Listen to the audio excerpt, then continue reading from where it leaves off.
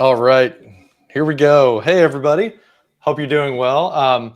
So I wasn't paying attention, and the little intro video faded out. I was like, hey, we're on now. So I hope you guys are doing good. We've got a really fun idea this month for our deep dive with John and Andy, and are kind of, I guess, like carrying on a tradition at this point now. So 2 years ago, I was kind of like hitting the end of the year, and I thought it might be fun just to, almost as a way to document, like, here's what my desk looks like at the end of 2020, right? The pandemic was like huge transition coming to working from home, and I kind of wanted to document like how much had changed over the year. And then last year, Andy and I did some live stream about this topic, as well as like things that we recommend getting as far as like building out your home office environment, some gear lists and things like that.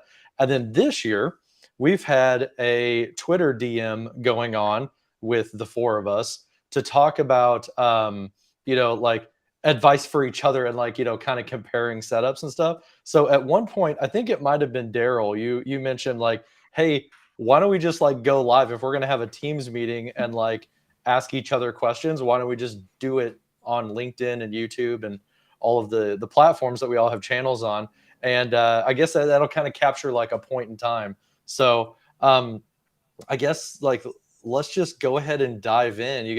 How do you guys want to do this? You want to go around and introduce yourselves for people who might be watching? Like, we're on what, like 8 different channels right now, or 6 different channels, something like that. So everybody who's watching might not know who each other is. So what do you think? A round of introductions to start out? Sounds good. Okay, why don't Andy, you go first because you're in my upper corner. All right. Well, Clockwise. I'm the Andy from John and Andy 365 Deep Dive.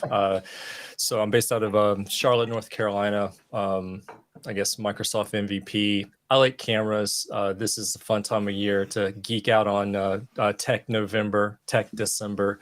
So really looking forward to this one. To John's point, this started on Twitter.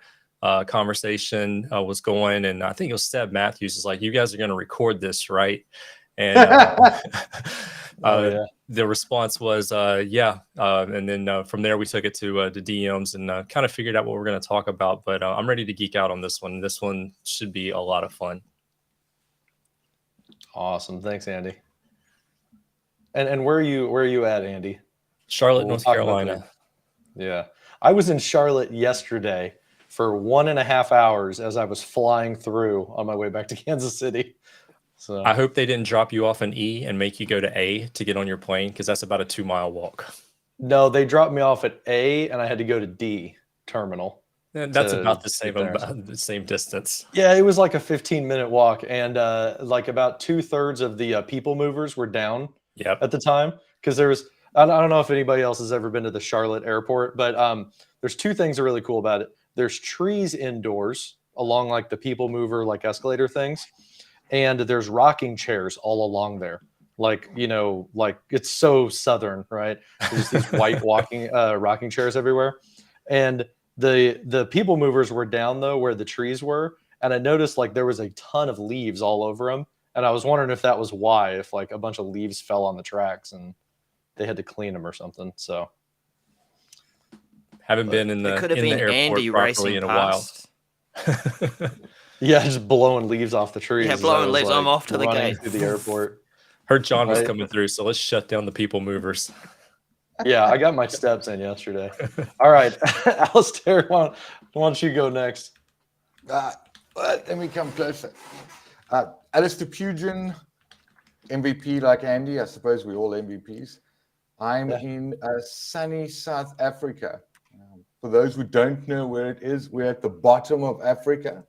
I'm in Cape Town, and like Andy was saying earlier on, or I think John mentioned it, we had this conversation on Twitter, and Seb literally said, you are recording this. And it actually started when we were watching Ignite. It was the sort of a watch party that we were having it regarding 365. John showed up, and I geeked out because of his background. And I said, wow, that's amazing. And multi-camera, and we'll go through that in a bit. And then things just born from there. I geeked out. Daryl knows that I geek out about cameras and lighting and everything. And yeah, that's how we got, and I think, yes, we do have our own channels. I've got SCI Fridays. I spend a lot of time in the security space.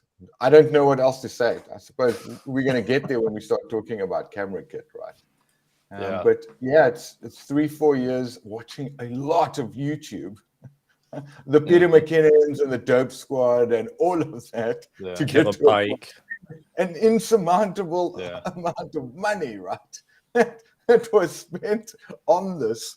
It's the price of a small village, right? Oh yeah, I'd be curious if everybody has like in their mind like how much money they've spent, even just since the pandemic, on all their video gear. We'll have to go over that. I've got a spreadsheet. Yeah, like about 2 years ago, I was like $7,000 into all my setup, but it's been a while and I've bought even more stuff. So cool.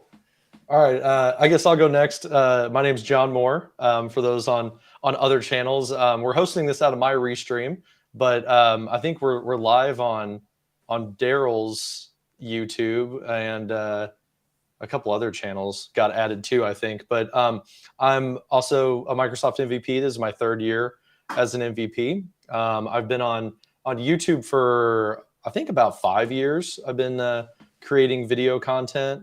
So I've kind of just been, like little baby steps, doing like different things, trying to make every video just a little bit nicer than the one before, not getting too much into like making huge leaps and having like technical problems all over the place. I just kind of want to like work on one thing at a time.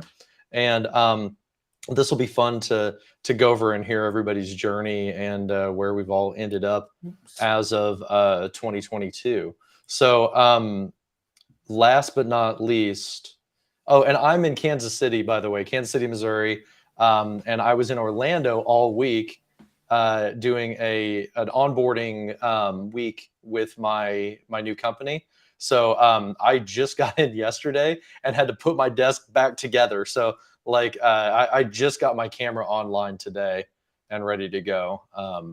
But yeah, without further ado, last but not least, Daryl, where are you coming from? As a service. As a service, the service is on. I'm coming from Auckland, New Zealand. I'm coming from years of doing everything wrong and figuring it out the hard way. I'm coming from live streaming and trying to create videos from mobile, and I still do, to interesting journeys of getting people to come all together into a Teams meeting with OBS over here on another machine and cutting stuff out. It was all like digital origami or paper mache or something. And I've really appreciated being part of this community and getting to know these guys via Twitter. Okay, I just got to go props. Forget what's happening right now, but there is a good, vibrant community there of people who actually do care, share, learn from, and that's what it's about. I've learned from these guys. I've learned from the community. So it's so cool to be here with you guys and trading stories. Yeah. Awesome. Speaking of learning from, we've got Mr. Jeremy Chapman in the chat here, Mr. Mechanics himself. I can't even like express how much I've learned from Jeremy over the past years. Well, and he's also got an awesome YouTube channel. If you guys haven't checked it out yet, you've got a mechanics tattoo. Of course you do. That's awesome, dude.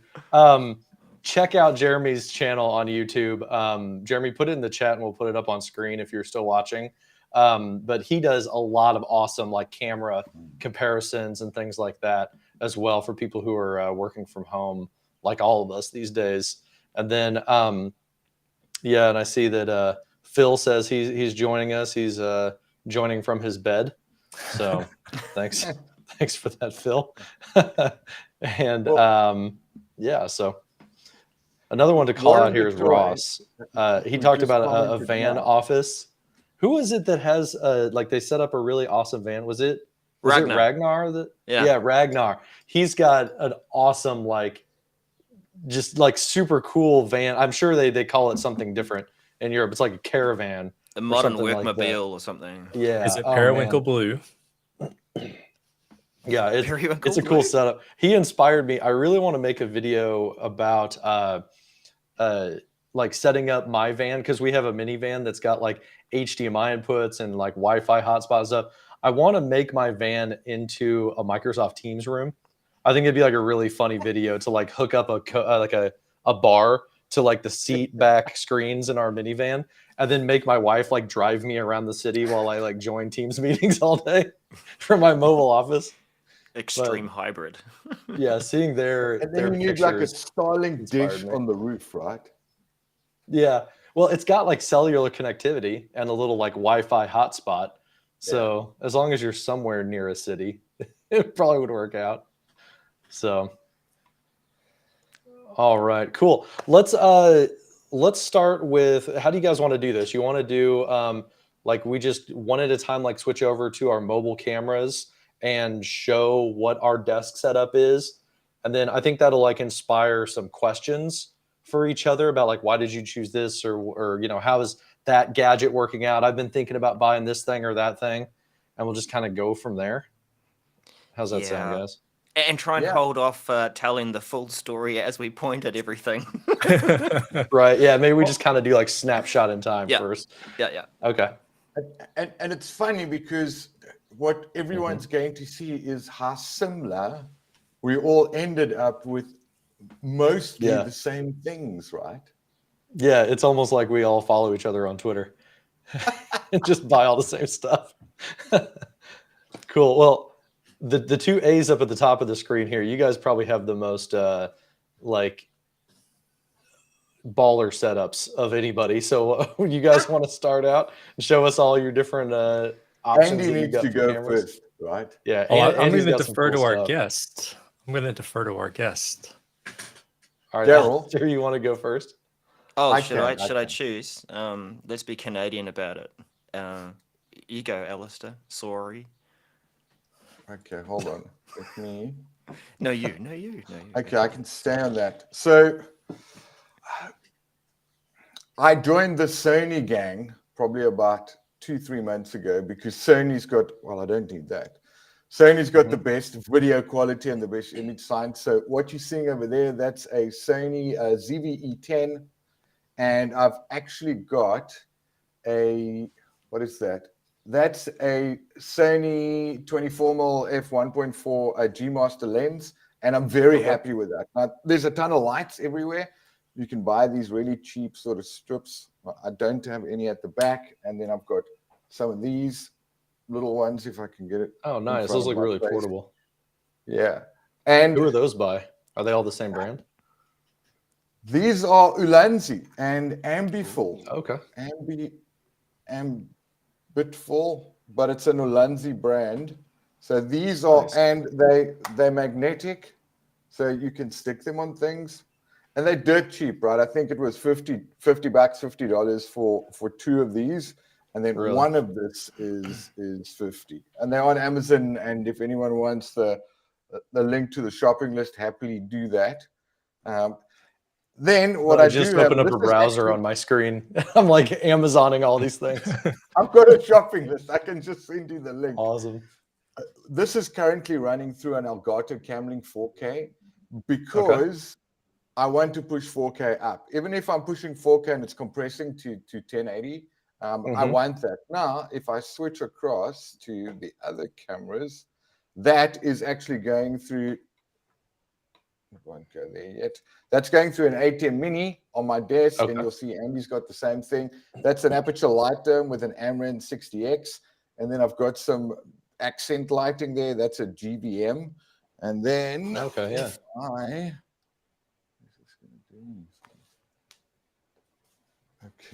and then I've got an unclean art over there, so that should give you a better picture. ATEM Mini, Yeah, the room Stream angle. Deck, camera, my main camera, and that is that one that you're seeing there. And then I've just got some weird lights in the background. If I move out, you should be able to see some of that. And then if I really wanted to for podcasting, I've got a Rode pod mic with a PSA-1 arm, but right now I'm using the Video Mic Go 2s because of me moving around. And if you've got an SLR, just grab one, stick it straight into those cheap USB dongles, and you're good to go. And that's my setup. There's not much to it, but to get What do you use for your audio interface? What's your Rode mic plugged into? A Behringer. I mean, we've got. I'd go with a Scarlett, the Focusrite Scarlett Studio. Those seem to be the de facto standards, but that's a Behringer Euphoria. It's a 2 XLR on the front. If I had to switch across to this, and now you should hear me through this, right? So it should pick up with the pod mic. They're still the best mics out there. Nothing is as good as a pod mic. I mean, there's a ton of stuff. You can go get a video mic, well, these ones. There's the shotgun mics that you can stick on top of your camera and buy Rode. That's my recommendation because they just work. Rode Connect. Rode stuff is really good. All of those things. I've got a lot of blue light. I can change the color though. Currently, it's dialed into 233. That's the blue color on some of these things. Are you able to remotely control all of them, or do you have to like run around the room to set the RGB on stuff? These ones I can't. They're not. They don't have a Bluetooth app. But the it would rest, shoot the price way up. Yeah. Well, these ones do. And funnily enough, there's no science behind these ones. They're all on the same channel, right? So I can, if I've got 4 of them and I run them on the same channel in the app, I can change the color to exactly the same thing. Nice. That GVM is on an app, but if you spend more money, you can literally have this all connected to Alexa or a sensor at the door. You walk in, your lights go on. And I know some people that actually have. I think Tom Buck on YouTube's got some of that. He's got like 13 of these things all over his office, and it's insane. I've told Andy before, like, if there's anybody that I could just like clone and like copy exactly what their look is Tom Buck. Like if I could just do exactly what his setup looks like, I would be done. And then one last thing. Yeah.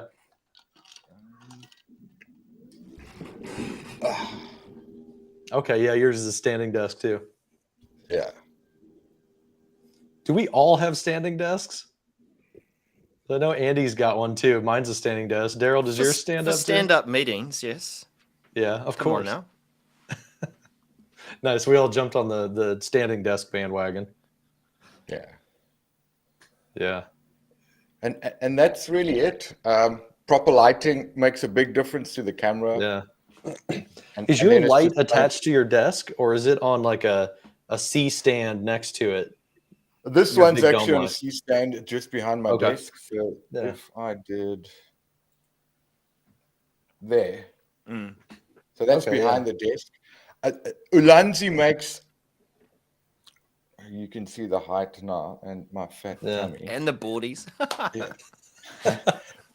Ulanzi's got a stand that'll take. It will take a light dome. They've literally got a stand that will take that. One that you can either mount to your desk or put it on wheels. It'll take a screen. I watched another video about 2 weeks ago. They don't have stock on Amazon right now, but it will literally take. You don't have to get a really big C stand and just put the light on it.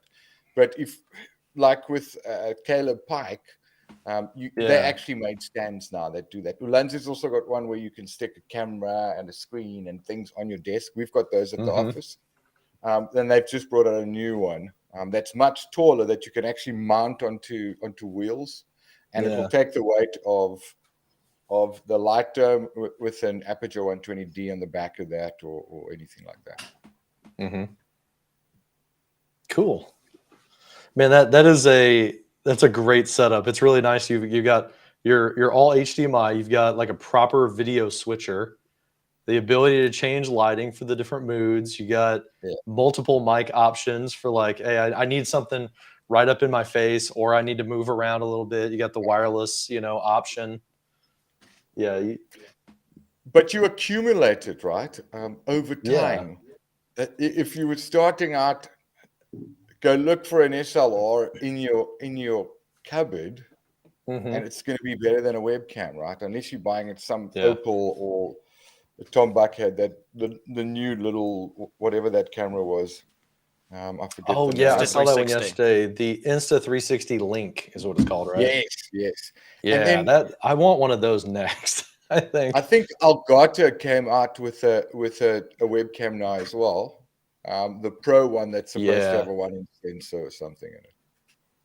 Yeah, the Facecam Pro. That one's got like nice background blur now, and Yeah. I think it's native 4K, so you can like zoom in Yeah. and kind of do a digital PTZ.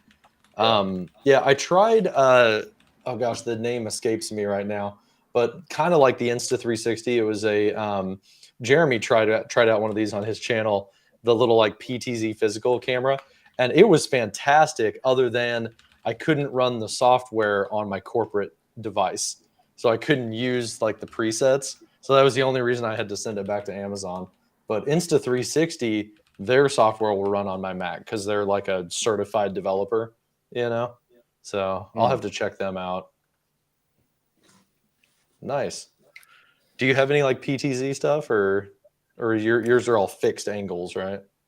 Mine's all fixed. I'm not as fancy as Andy, and literally, this doesn't sit here. For me, it was dialing in all of this that you're seeing on my main cam, and Yeah. I suppose going forward, I still got to do stuff with the room, and then look at what Andy's got, because I want what Andy's got.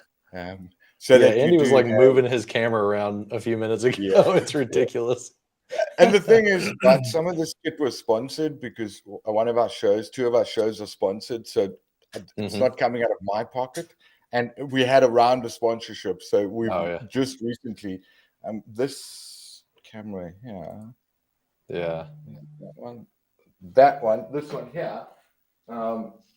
That is that's a horrible view.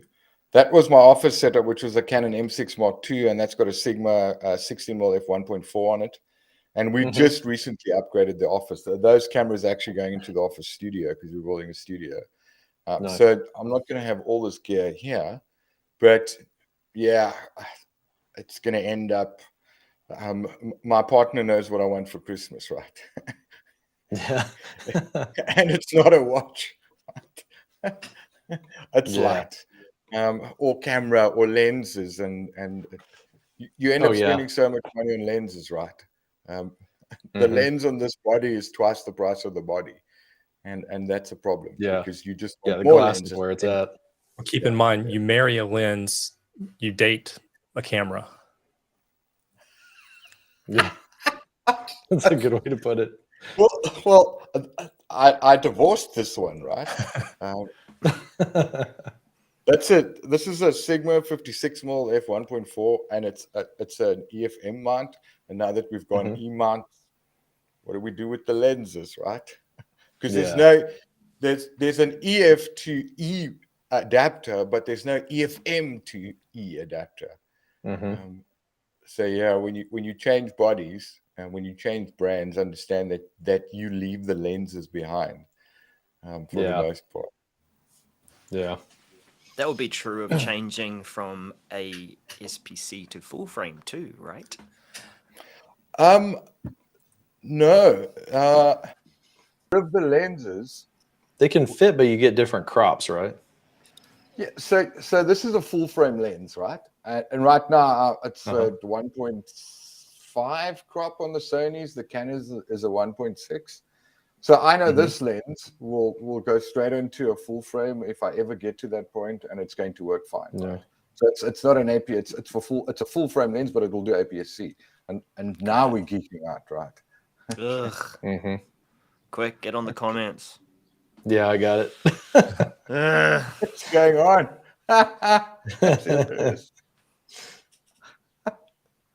Yeah, every once in a while you get those comments. Bots? You gotta like block people on YouTube. It's a hot live stream, guys. Yeah, it is. Just got hotter. We've got the. I'm getting hot under the collar talking about all this tech. Oh my goodness! Oh. Right? The people on LinkedIn aren't seeing the chat. They're just like, what are they talking about? Getting spam messages in the chat.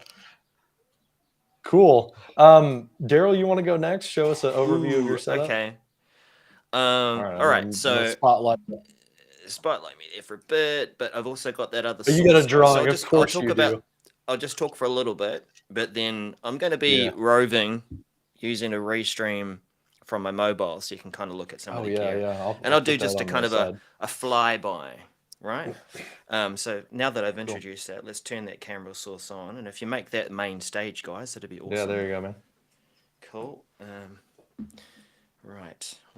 I'm not going wireless. I'm. Oh, did that work? Yeah, good. Cool. I will try and do this slow-ishly. Is this coming through? Are we still here? It's frozen. You're It frozen, has. Daryl. You broke it. I'm frozen. No, the mobile is frozen. The mobile's frozen. Let me thumb that back on and off again. And back on. How about that? Either that or reboot my source. If not, And I'm we just going to all have to. experience this a lot of the time, right? So Yeah. Yep. Switch the source if at off and all back possible, wire everything in. on. Yeah. Yeah, for sure. It feels like we're trying to live stream from the expo hall of a Microsoft Ignite right now. Right. So there's kits for that. What is it? The live box, Vivo. What is it called? Oh, the YOLO Tom Buck did it. Live. That we can see, Daryl. You can? Right? Jeremy, I 100% agree with that comment. I was actually looking at jibs over the last couple of weeks. They're a little bit out of budget right now. I've seen This like isn't working, robotic is it, ones, lads? right? Well, this was a good idea, so let's go with the backup idea. This isn't kind of live, is it? It's actually definitely sluggish. Well, talk to that picture, Daryl. I will talk to that picture. Yeah. So you're looking at first of all where the camera is. It is on a table-mounted stem. I've gone with Manfrotto mounting kits so that I can easily get my camera across different places. So unlike these guys who've got multiple cameras, I need to use one. I occasionally use my so you're mobile. switching it to different little hubs. I am. to get different Yeah. angles. So click. yeah, what you're seeing there is probably where I would have it when I want that nice view right down the table, and I'm trying to get a nice bokeh at the background, and you know that kind of look. We've got a USB sort of device hub thingo at the back, so that's passing through and giving me the connection to all my other kit. I'm using a Elgato Camlink, and so that's just pointing directly into my Sony A6400. On that camera, I'm using a Tamron at the moment. Tamron, what is it? 11 to 20 millimeter. Like you guys before, I was using a Sigma 16 mil, 1.4 aperture, nice bokeh, etc. But I wanted something that I could vary a bit, so that I could, occasionally do the wider shot, as you might see in my little inset there of who I am. Do you have like presets that you go to on the zoom level? Do you like just like reach up and kind of snap it out? I just reach out, snap it back in, or I snap it back in. Yeah, because I'm also using. I took the opportunity to try and learn a bit more about photography and get out and enjoy being present and taking a closer look at where I am in the world. And so the reason I've invested in the kind of kit that I have in terms of mounts and ball heads and plates and stuff is because I want to be able to quickly take it, snap it in somewhere, take it out, put it on, little tripods or things, and just quickly get out there and go from in desk to out in the world. What else do we see here? You don't see the light dome above, but I've got a Amron, what is it, 100X, I think, and then the Light Dome SE. I was using Do you have kind of the Elgato. waffle insert like Yeah, I Alistair do. has, or okay? And I find that that's quite important. Feel free to like switch between the. Oh yeah, you got a You know drawing what? back there. There let we me go. let me do this. Let me do this. I know that you're not going to see me, but Dude, I've least- always loved your new angle that you've got, where like you've got the whiteboard over your shoulder and the greenery behind you. right. Like The I think Jeffrey, you did right? that when The you moved Jeffrey. I into just a want new to house, stroke right? the Jeffrey. The Jeffrey. All right. There we go. Let's. We talk need away from Microsoft this. Teams content captured, straightened. Yeah. So light dome up here, nice angle, right? And the Oh, is camera that was. what it is? He drew it. You Yeah, diagrammed I it. drew it. Yeah, I drew it. I did That's it. so awesome. Giving it a go. But you can see why I used the comb. So Yeah. while the camera's looking directly here, of course it's picking up all of that reflection. I didn't realize the comb was all about trying to cut out that crazy angle that you see right now where you've got this kind of hot spot there. But where the Yeah. camera usually is in its two other positions, I don't get that. So it's quite important for whiteboards to use something like that if you want to sort of cut down the glare. The other thing, and I Yeah. should do this too, maybe I can do this carefully. Make sure you get that Without Shure pulling logo in there, cables. nice and huge. Right, this this is where I am. Oh, right, there- so I'm there we right in front go. of a window. Yeah. Second story, and I like the natural light, but I do have these dark curtains occasionally that I use. This was an old like baby creche attached to our bedroom off to the side, well before we were here. So it's got your 1980s built-in hardcore cupboards, and it's all about blocking out all the rubbish in boxes so that my set's all sort of nice. I've got various different microphones, and that's part of the problem when you join a Teams call is you're like, what have I got plugged in and what is it using? So sometimes I'm using this. What is this? An NTG Rode video Okay, that's mic. the video mic NTG. That one's USB-C and 3.5 mil, right? Yep, correct. Nice. And so that's been quite That's nice on and my list. versatile. So that's using an Elgato Thingo frame to get it over the head if I need to. I also switched to a slightly different monitor arm because what I have done, you might see in some of my videos, is I will swing that arm right out and then I'll capture that angle from right back here and use it almost like it's a whiteboard, digital whiteboard, so people can see it. Nice. So that's kind of interesting. Desk-wise, okay, I'm roving. I'm making it work. Daryl, Yeah.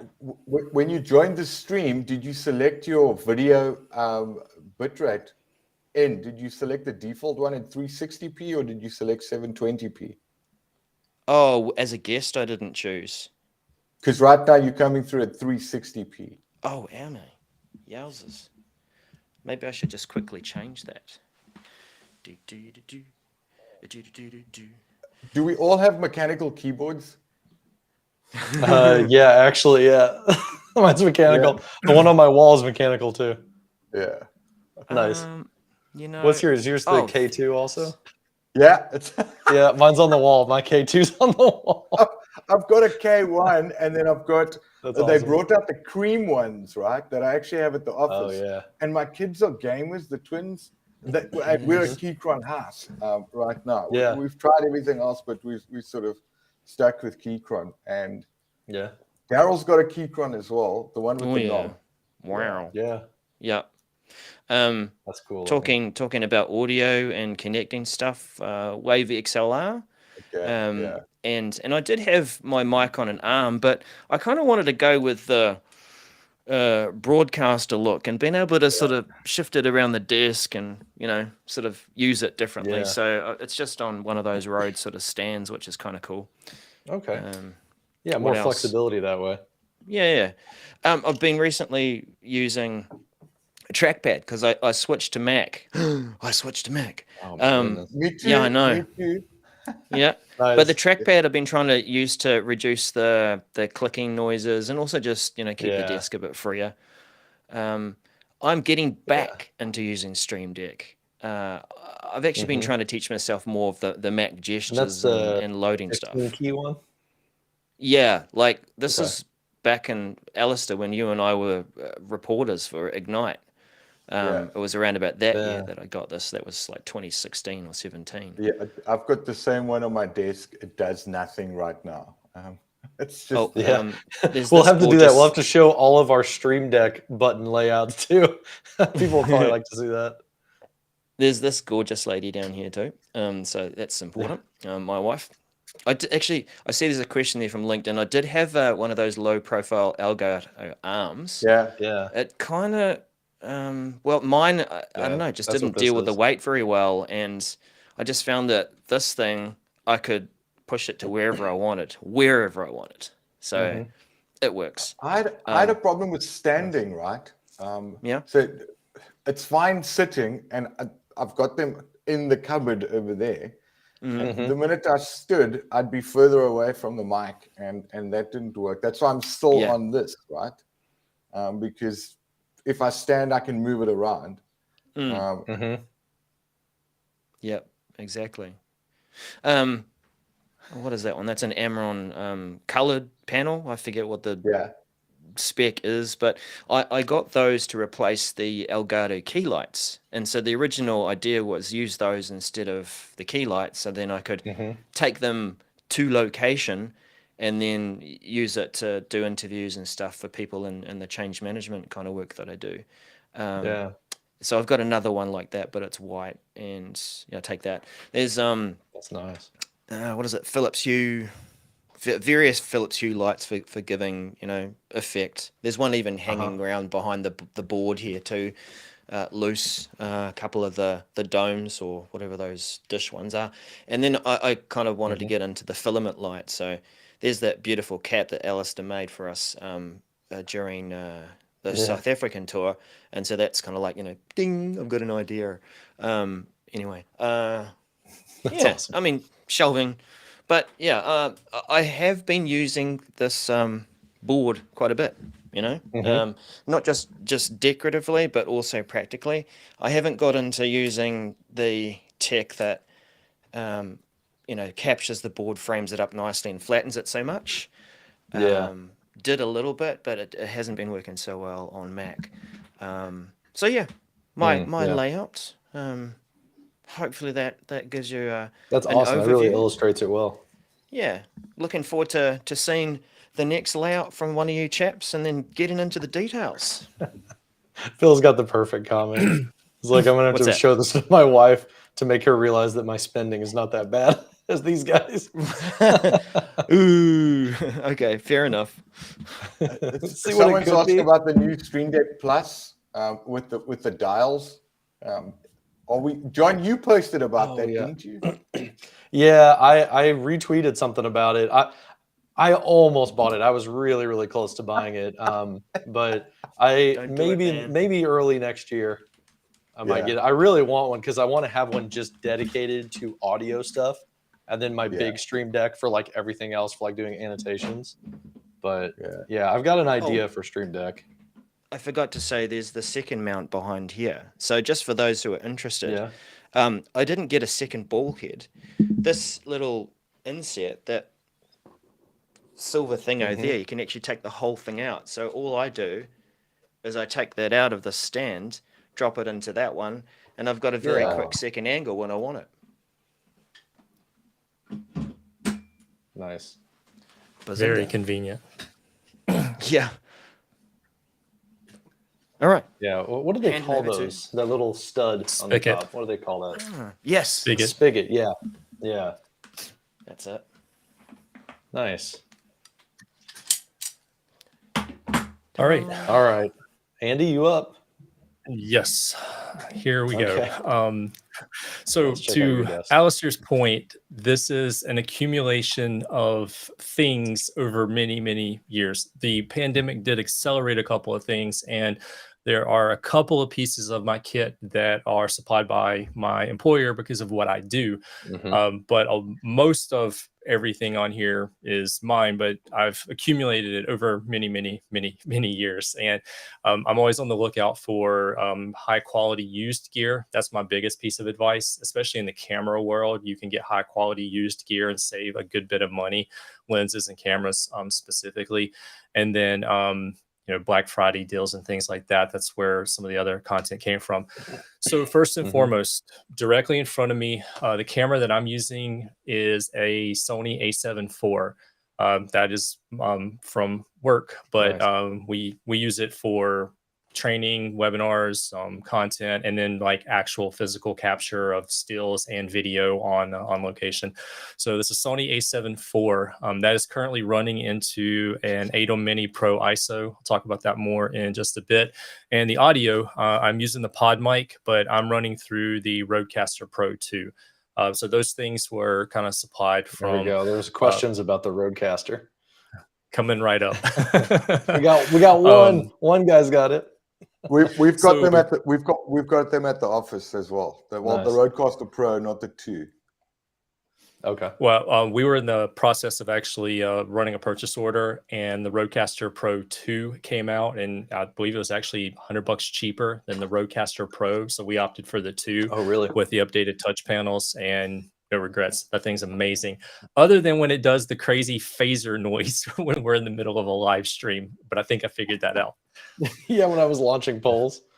Yep. All right, so that's my main camera. My second angle is right over here.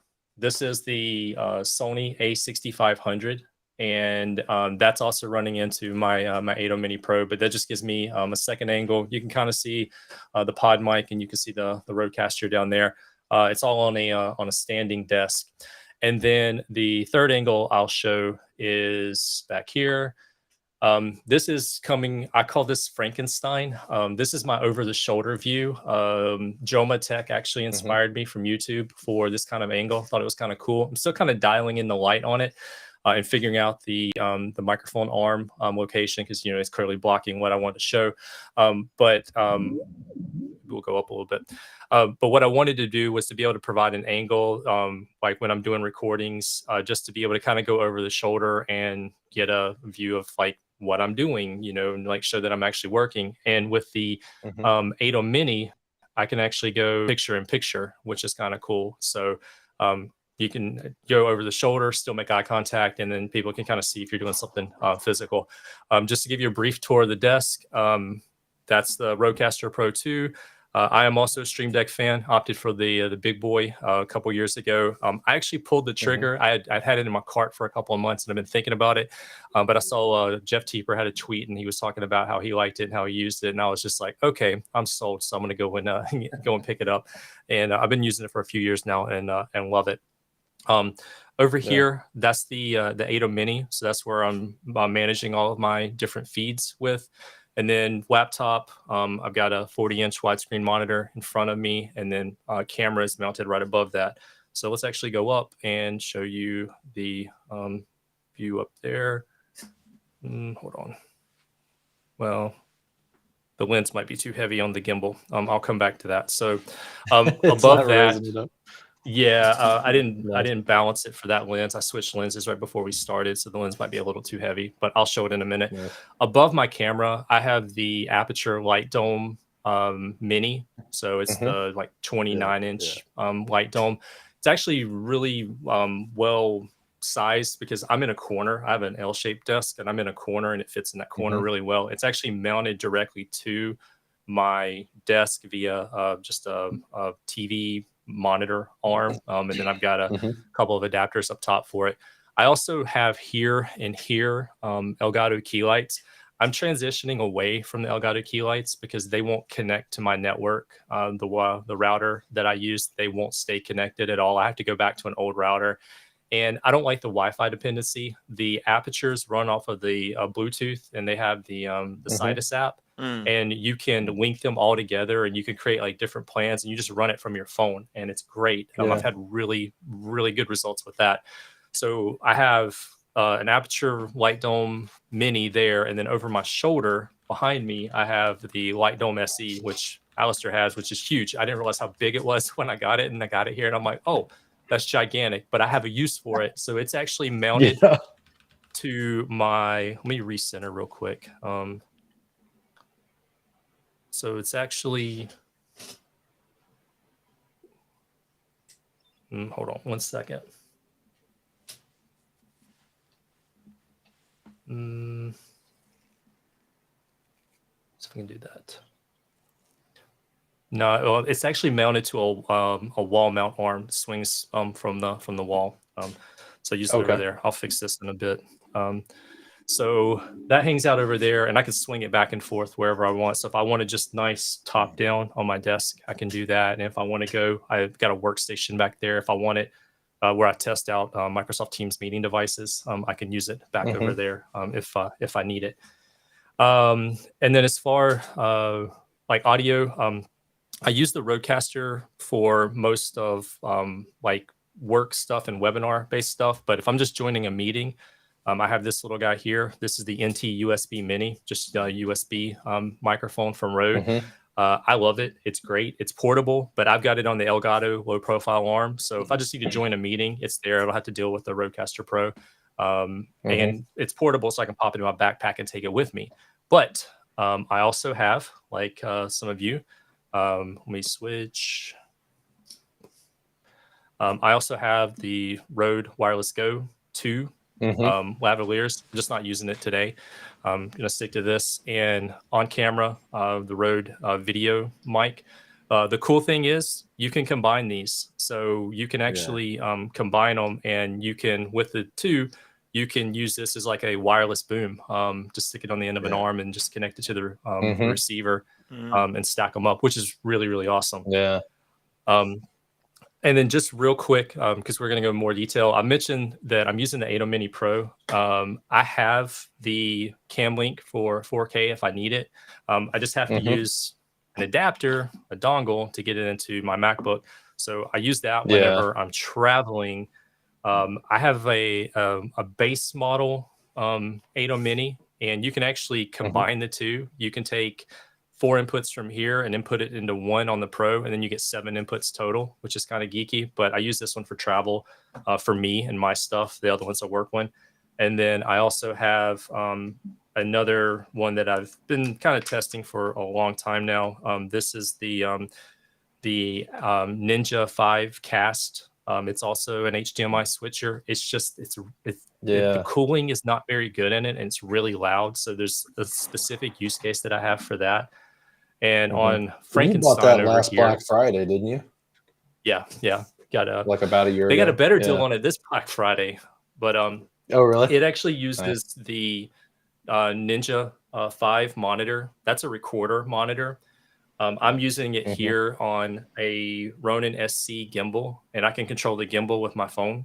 So like I can move the camera around and control the picture. That's where I'm getting the over the shoulder look there. I've got all that crazy PTZ capabilities. We're talking about like $300 like Insta360. It's like, oh yeah, Pretty I just much. use my Ronin. Yeah. So I've got a stable Ronin that does nothing but sit in my office, right? It doesn't go outside. It's never seen sunlight. You're basically just using it as a ball head. So I got the idea from Make Art Now with Josh Yo on YouTube. He does some really cool stuff with single person cinematography. And I was like, that's really cool. I don't really have a use for a gimbal as a stabilizer. Like I've got 2 kids, I can chase around with it. But I have a phone gimbal for that. And I'd rather use my iPhone because it's lighter and smaller. But if I'm going to film myself and I want different angles and like, I want to stand up and I want to walk around, how can I do it? This gimbal supports that. There's in the app, you can actually use the phone and it'll do facial tracking and it'll follow me around the room and keep me in frame. And using my Sony mirrorless cam and the Adamus Ninja 5, I can get high definition recording out of it. I can also monitor from this, and I can do I can see if I'm overexposed or underexposed or whatever I need to do. But I can control the gimbal also from my phone when it's balanced properly. And then the lens that I'm actually using on there, and I'll just quickly show that. Let me just pull this up real. The lens that I'm using for that camera is a power zoom lens. So this is a Sony PZ f4 18-105 ASP or APS-C lens is for the crop cameras. Yeah. So it's got a power zoom on it, so I can actually zoom in or out on it, which is really, really cool. And then on the full frame in front of me, I'm using the Sony f4 24 to, where is it? 24 to 105G. That lens is super, super sharp. And then on my other camera, the one that's mounted to the corner, I've got a couple of Sigma lenses, a 16 and a 30 that I switch out depending on how wide I want to go with it. So that's kind of the overview of most of the setup. And then as far as like accent lights go, that's an Aperture, I don't know what, B7C, I think that's what it's called.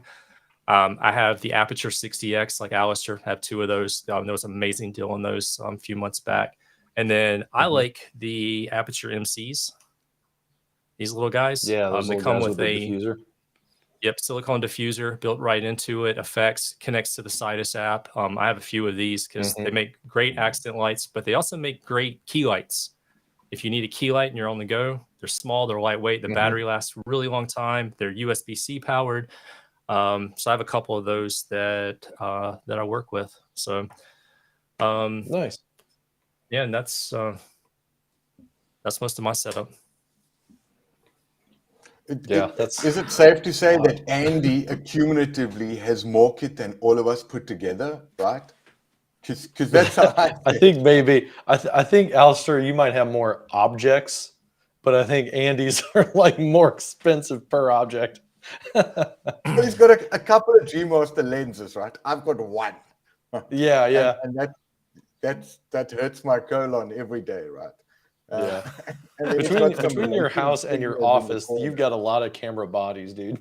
But that's over years, right? And half of them I'm not even using because we've just gone across to Sony. I started with this.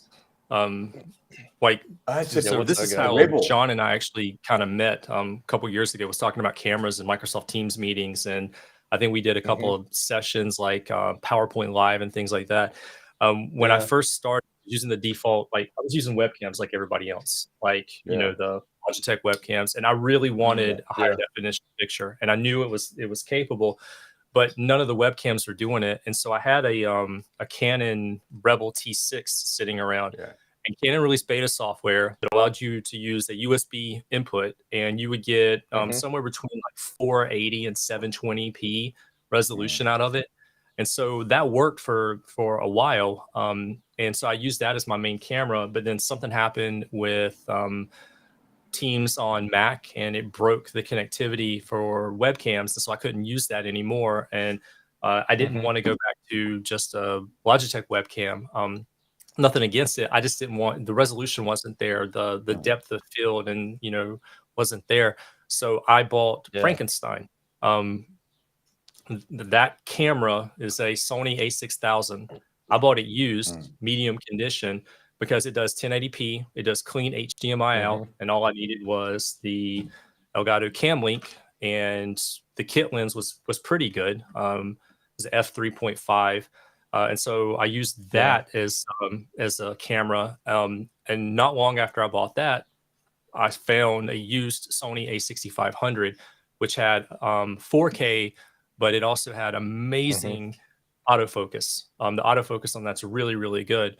And the price was really, really good because I bought it used. And the camera at this point is like 10 years old, but it's a 4K camera with really good autofocus and interchangeable lenses. So that's where my kit started from, really, was those 2 cameras. And, just over a few years, got a couple of lenses. The Sigma lenses went on sale a couple of years ago. Black Friday, I think like the 16 millimeter was, the 30 millimeter was like $200. And that was just a steal for that particular lens. And then, moving into corporate environment, the A7 IV, that's just for professional work, but here we are. One A7 IV, you can get 3 or 4 ZVE 10s, right? That's what I'd go for now. If I was rebuying stuff, I'd go for the ZVE 10. Yeah. That looks like a really nice body to start with. We looked at the ZV-1, and Ulanzi's got a wide angle on the front of it, so it takes that. I think it's a 24 on it because it's got a zoom lens. Because it's an all-in-one, right? There's no it's built in, detachable. And I think it brought it to like 21 or 17 or something. And we were looking at that, and then we decided to go for the ZV-10s, and I'm so glad we did. Yeah. All right, you want me to go through mine? And then there's a few comments I think we can highlight. Okay, so this year I've changed my angle a little bit. So last year about this time I was facing straight on, and that was like a little bit different background and everything.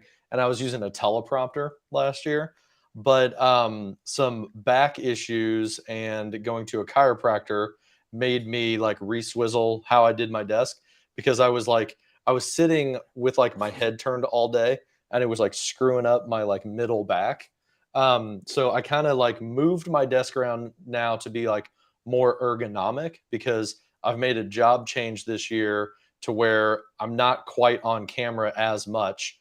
I'm doing a lot more like, focus work time and stuff. So I can be like front and center with my ultra wide.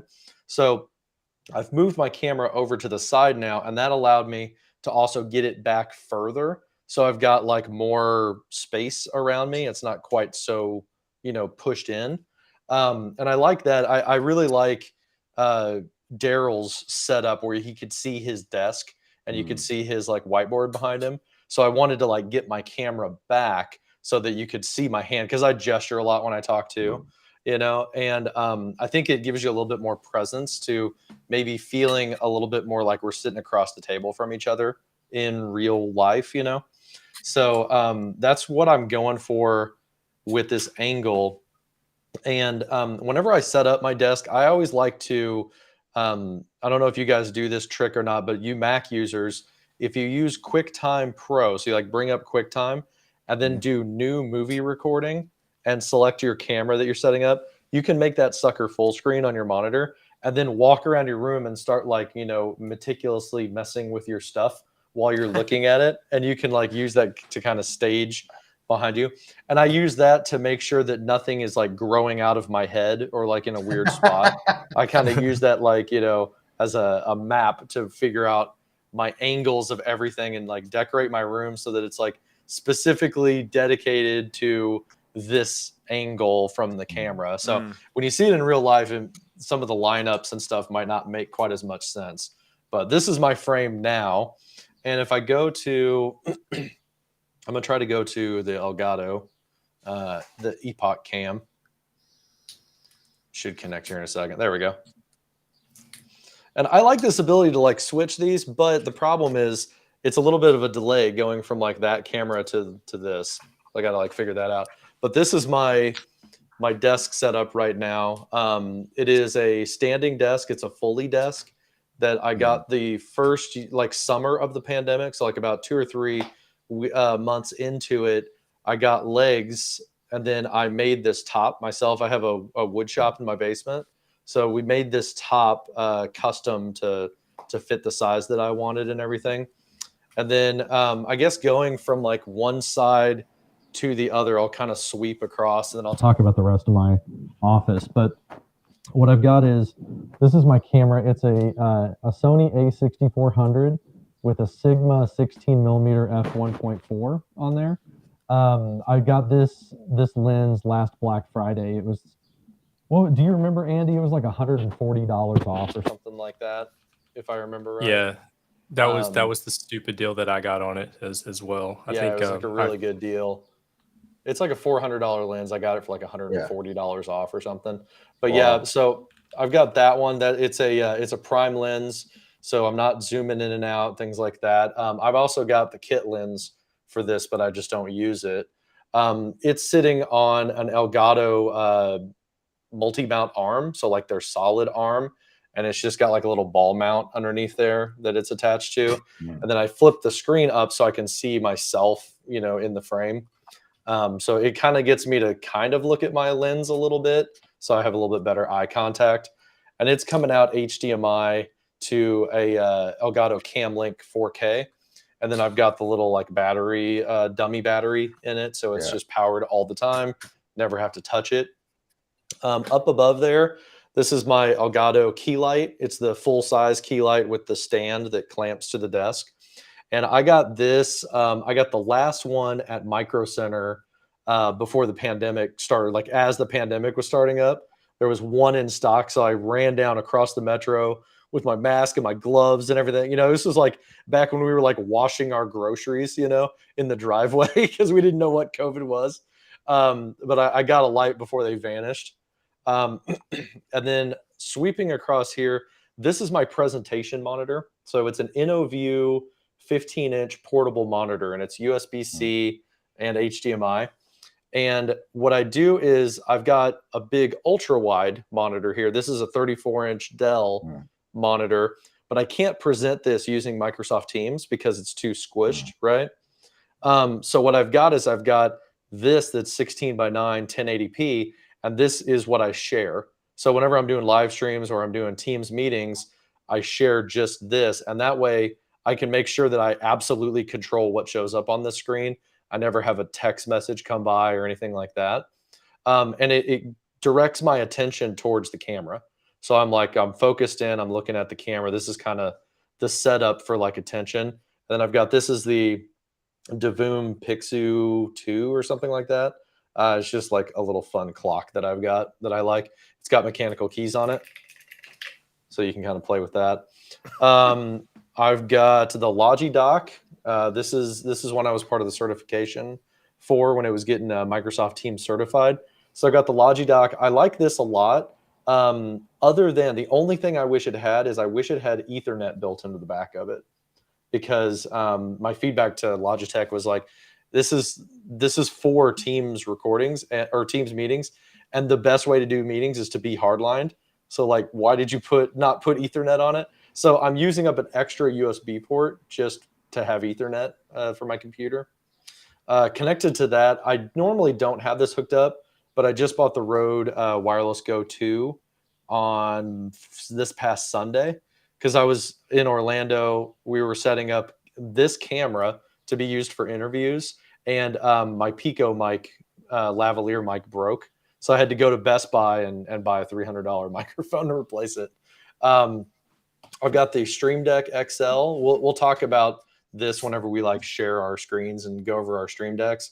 But I'm really liking the XL. I'm thinking about next to it getting the Stream Deck Plus at some point. That way I can have knobs and all that. Moving across, I've got the Elgato low angle, the low profile mic arm. I really like it a lot. I'm having the same problem as you, Daryl, where like it's kind of sagging a little bit. Yeah. So I need to get like some Allen wrenches and like really tighten this up right here. Which they don't recommend, right? Yeah, they don't recommend doing it, but like maybe I should put some thread locker on it or something. But I don't know. Yeah, I really like it a lot. It's a good mic arm.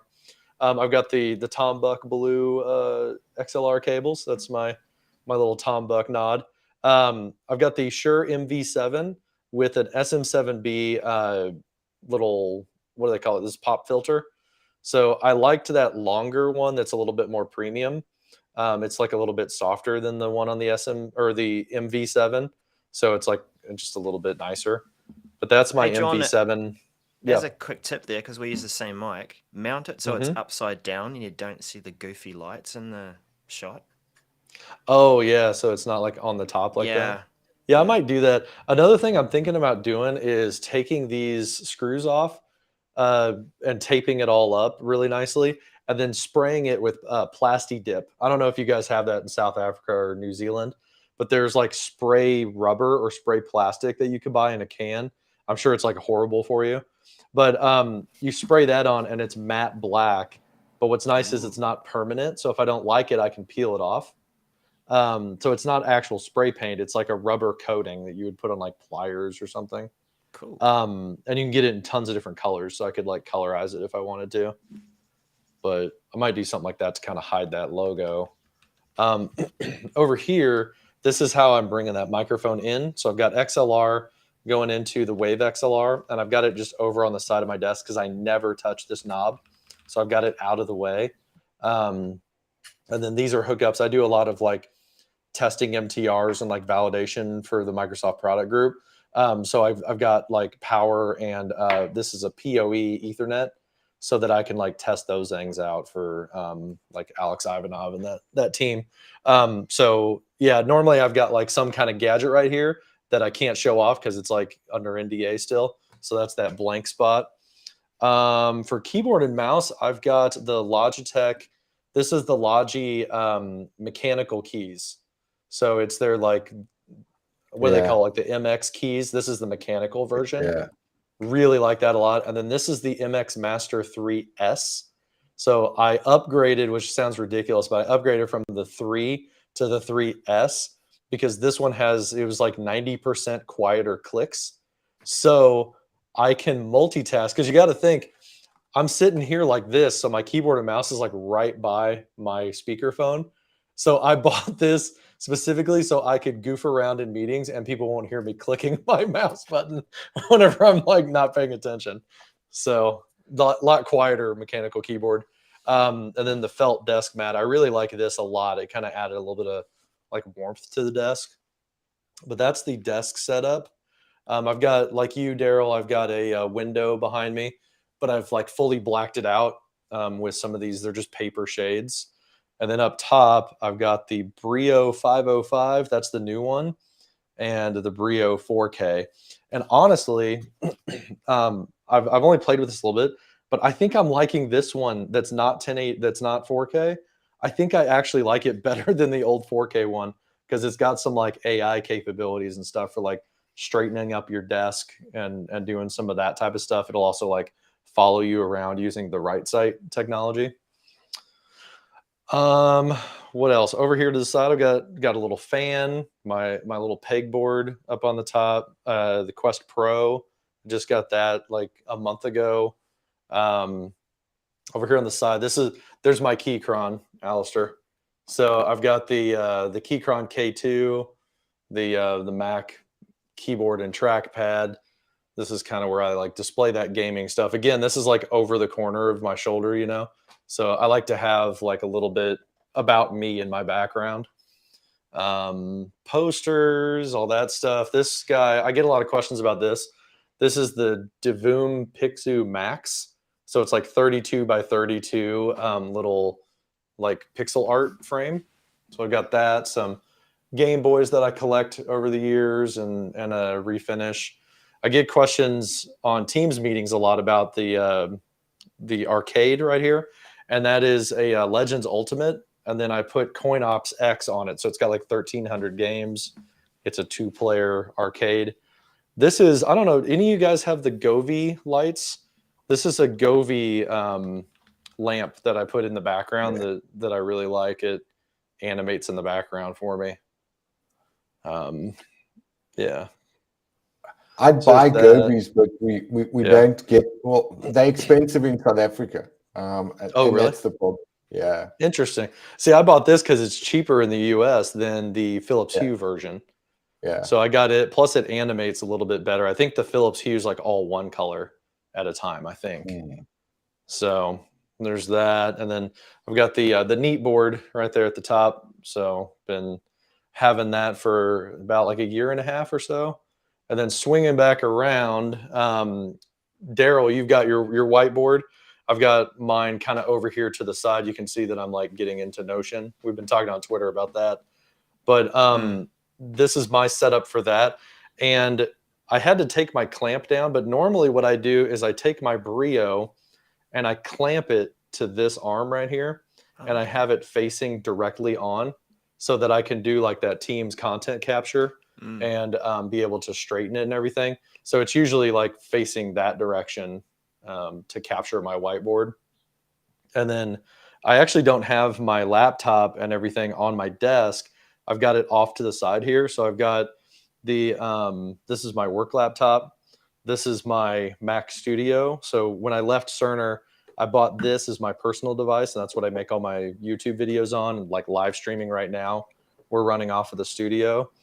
and then this is a Dell laptop. Whenever I'm demoing like Megan Bowen, you know, and I've got like Contoso up, this is running like a full Contoso environment right there. And then the old Quest 2 headset off in the corner. So that is my setup. I don't think I'm missing anything. Let me switch back here to my You're other missing angle. wires.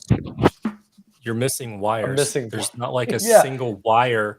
Like you had two where you plug in like external devices, and then you got like the one off of your microphone. Yeah. But I did not see a wire anywhere else in that I know, entire and that office cable- anywhere. That wire is usually So gone tidy. for this like this Rode mic. I don't know though, like Alistair, your desk I think is cleaner than mine even. Yours looked super nice. It was like an Apple store over there. I've got stuff laying on it right now, but it is Yeah. about making sure that I have a clean desk. But for the purposes of today, there's just so many things laying on my desk. Yeah, little gadgets and stuff like that. and lights and I got a Yeah. Surface Dial, right? Because you have to have one. Right? Oh, do you have Here, let me switch back to my phone. So you were talking about cables, Andy. So that's what it looks like now. Here's the bottom. So all of it is shoved underneath here into baskets. Yep. So all my cables are just like tucked in there. Yeah. I guess the other thing I didn't mention, I've got that's the Ubiquity switch. I've got all Ubiquity network in my house and PoE to every single room in our house. And I that's my only switch that has PoE coming off of it as well.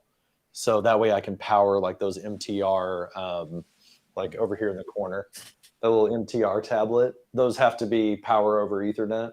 So I use it for that. But there's where all my cables are hiding, Andy. You are a wizard at hiding cables. That is The problem is if I make a change, it's a huge ordeal because I have to like move everything around. So am I getting muffled? Because I feel like my mic keeps like going into my throat. Occasionally muffling. A little bit. Occasionally muffled.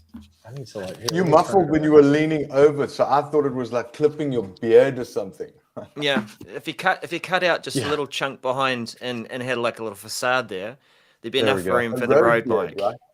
Yeah. Yeah, now it'll kind of lean out like that, but then my beard might scratch on it. We'll see. Yeah, it feels like it keeps like tilting in because I had like the inside of it with just a clip hanging out. But well, on that, So- I mean, we're talking about Rode wireless goes. So I use mine more for recording than live stuff, and I'll be plugging a lav mic into it. So that you know, I'll align that. Yeah, you like drop it down your shirt and clip it to your pocket or something. Yeah, exactly. Yeah. And then drop this onto my camera. So the Sony A6400 I've got, I added a what's it called, a small rig piece that goes over the top. Because like you, I use the flip up display to be able to look at it, but then you can't use the hot shoe for any mounting of devices. So the small rig that I've got allows it to sort of sit off to the side or up to the other side of it too. Yeah. But, do you guys all have the wireless Go 2? No, this is the original. This is the wireless Go 2, and then we've got the So you've got like the second microphone and all that. It's got like two transmitters. Yeah. That's cool. Yeah, I had the original and I sold it on Facebook whenever like the new one came out because the new one had two transmitters and the connection with Rode Connect. So I sold it and then never bought the two until I had like another one break. So it gave me a reason to have to go get it. Yeah. But Have you used it for interviews yet? we did. So we at my company, they sent me out to Orlando and I was there to attend as a participant because I'm onboarding. I just started back in March, but I also was there a little bit early and stayed a little bit late because we set up a metaverse experience in one of the rooms. So we set up 190 Quest 2 headsets and we had people go through and they were like trying out the metaverse experience that we had put together. And at the outside of it, I put my Sony camera up on a tripod and we had a very outgoing member of the team he was snagging people for interviews to get like sound bites. And so what we did was we put the Rode Wireless Go on top of it, and then he had one clip to him, and the other one he would clip to the interviewer or the interviewee. They would be on screen, and he was behind the camera. So that way you can hear, his name's Ron. You could hear Ron asking the question and then the person answering it. And it was like in a loud conference center, and all the sound was super, you know, like in the background. It was really not distracting, all the extra noise of people talking. It worked out really well. So I'm glad I went and got this. But for someone that wanted to start out with this, right? If you look at Caleb Pike, he does this sort of what you can get for $500. Think Media does it as well with Omar and a few of them. They talk about where do people start, right? I suppose for me it would be go look in your cupboard and go find an XLR camera. Because everyone must have like an old Rebel or a 2000 or a 4000D Canon or even a Nikon, and go and buy a $15. You don't have to buy the Elgato camera. Yeah, the HDMI capture device. Yeah, and if you happen to have one of those, like a mirrorless or a digital SLR, go to the Elgato website on the CamLink page. There's a compatibility list, so you could like look up your camera, and it will tell you if it does HDMI out and if it's clean HDMI out. That's a really helpful tip. But like Daryl was showing his phone up on the screen. Another thing is, especially if you're a Mac user, but even if you're a PC user, you could start with your phone too. I noticed that that's my advice. Yeah, that's Belkin always has my a little advice. clip now that you can get for like $30 that you like snaps to your phone magnetically, you know, so you just throw your phone up there. And then the new Ventura Mac OS, you get like the desk view, the soft background, all that cool stuff. I want to play with some of that. I need to 3D print some different mount ideas, but that might be a good way to start if you happen to have a mirrorless or a DSLR. Or even like some of the USB webcams, like the C920 is kind of the old standby. But at this point, there's so many options between like the Brios and the Elgato face cams that you could also get really nice with USB if you wanted to.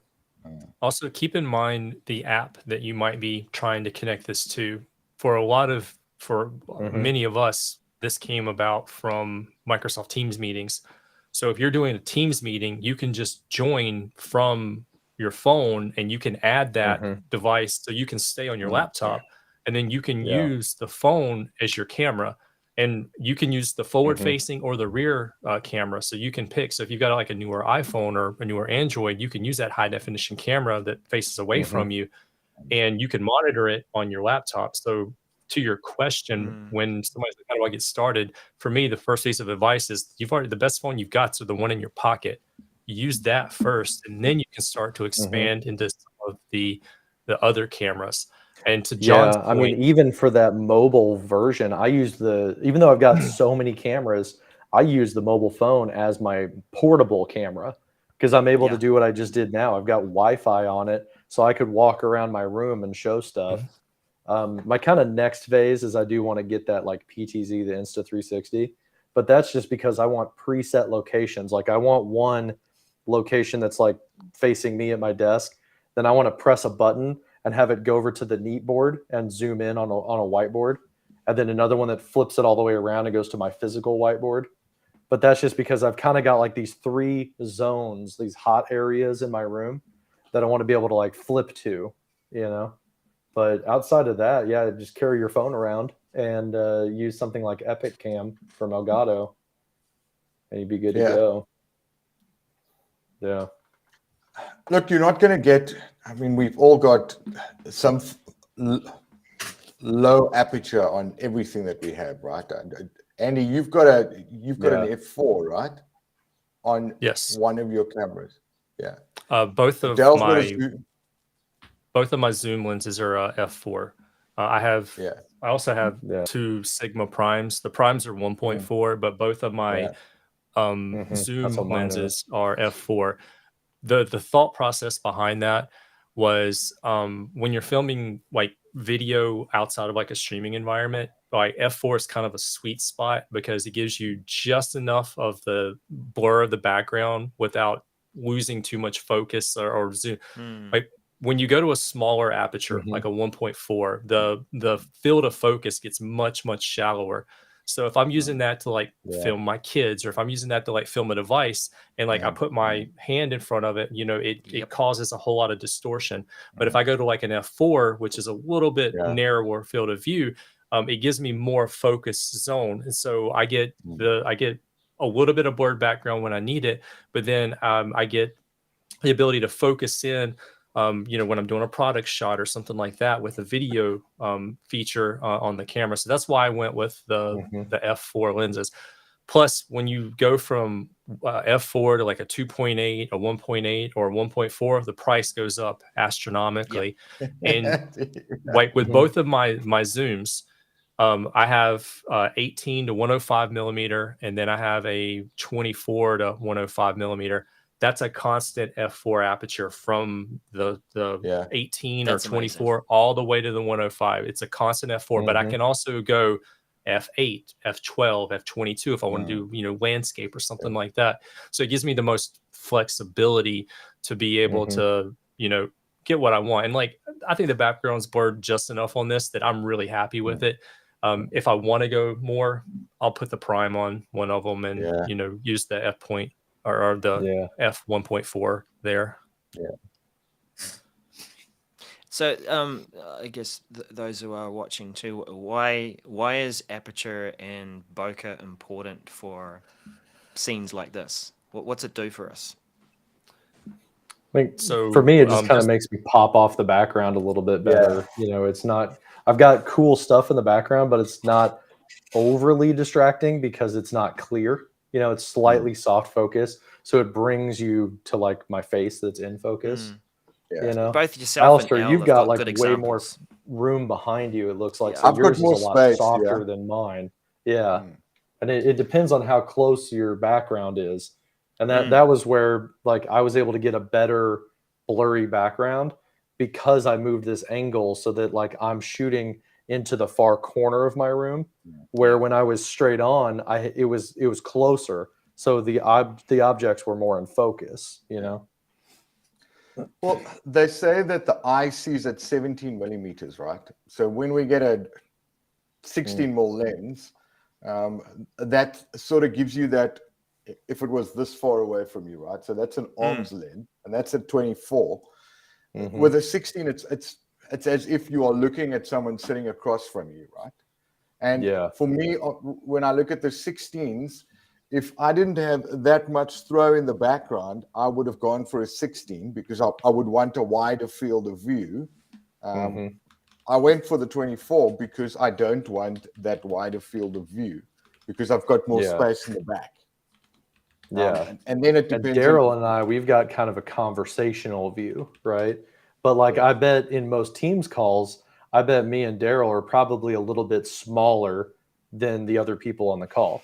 Yeah, because like you and Andy, you guys are more like normal webcam size, you know. I think being able to shift along the desk and be closer to the camera kind of helps with that too. So and you've got a zoom lens, so you can pull yours in, like Andy just did, you know. I've got a 30 mil Sigma 1.4 at the office, and I'm thinking right now I went from a 16 to a 30, and you're seeing this of me right on the 30. So I might want to go back to a 16 because the 30 I would rather want to be further back from the 30. And what the 30 it's like how does much of you do you want in frame? You know, the 30 does amazing things in the background. I mean, this is a G Master. They practically double the price of those Sigmas. I love Sigma. But that 30 mil on the background, the bokeh on that 30 mil is, I'm very much into that. But then if actually no, how high is your camera, John? Well, it's above my your camera. screen, It's right? actually below. It's above my screen, but it's below my gaze. and that's Yeah. again, that's the Tom Buck view. So like Yeah, I had yeah. it at like right at like forehead height or like right at Yeah. eye level in my old setup.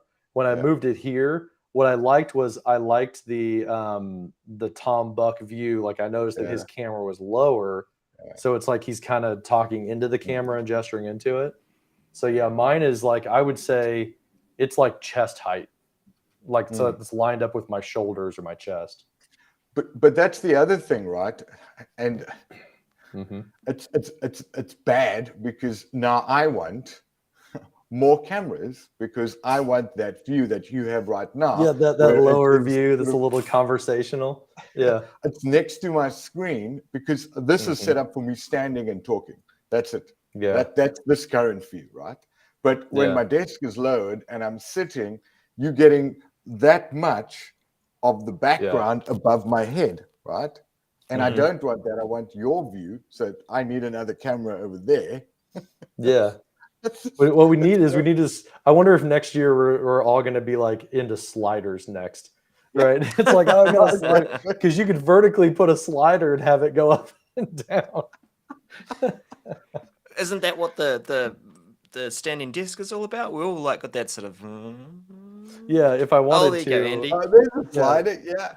Can you mount it at an angle, like at a Yeah. 15-degree angle, right?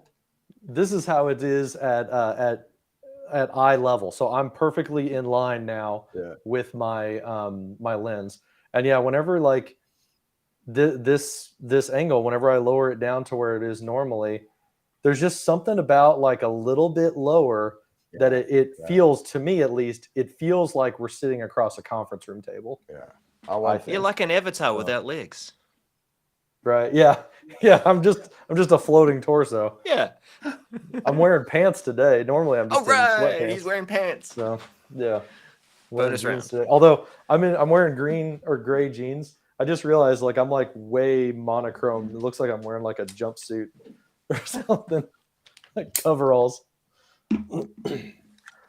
Look, Oh, Andy's talking, but he's muted. but he's muted. I would love to have some more of like the desk in the view, like, you know, more of like from the waist up. But with the way that my desk is set up, I can't put my monitor any further back in that corner. And if I move it to the side of the L, it just doesn't work for me. So mine is slightly above eye level. So like I kind of look to it. And that helps me keep attention in meetings. But when I have to demo, head goes down. And so that's why I was trying to come up with some of the alternate angles. Like, okay, I'm going to go to demo. Yeah, so you've got that second angle and it's the side of your face. Yeah. Just to kind of give that different point of view or perspective. I'm curious in Teams meetings now. So like we had this era where like everybody's kind of doing like similar things. What do you do for Teams meetings? Are you going straight out of your cam link or your ATEM into the meeting, or are you going into an encoder like OBS and then virtual camera into a meeting? What do you guys do? Cam link straight in. Yeah, straight in. Yeah. If the color's dialed in, so at the office, this is my ATEM Mini Pro from the office. It was on my desk. I've now switched it out for an Elgato because I don't have multiple cameras, right? Yeah. At the office, and I want 4K.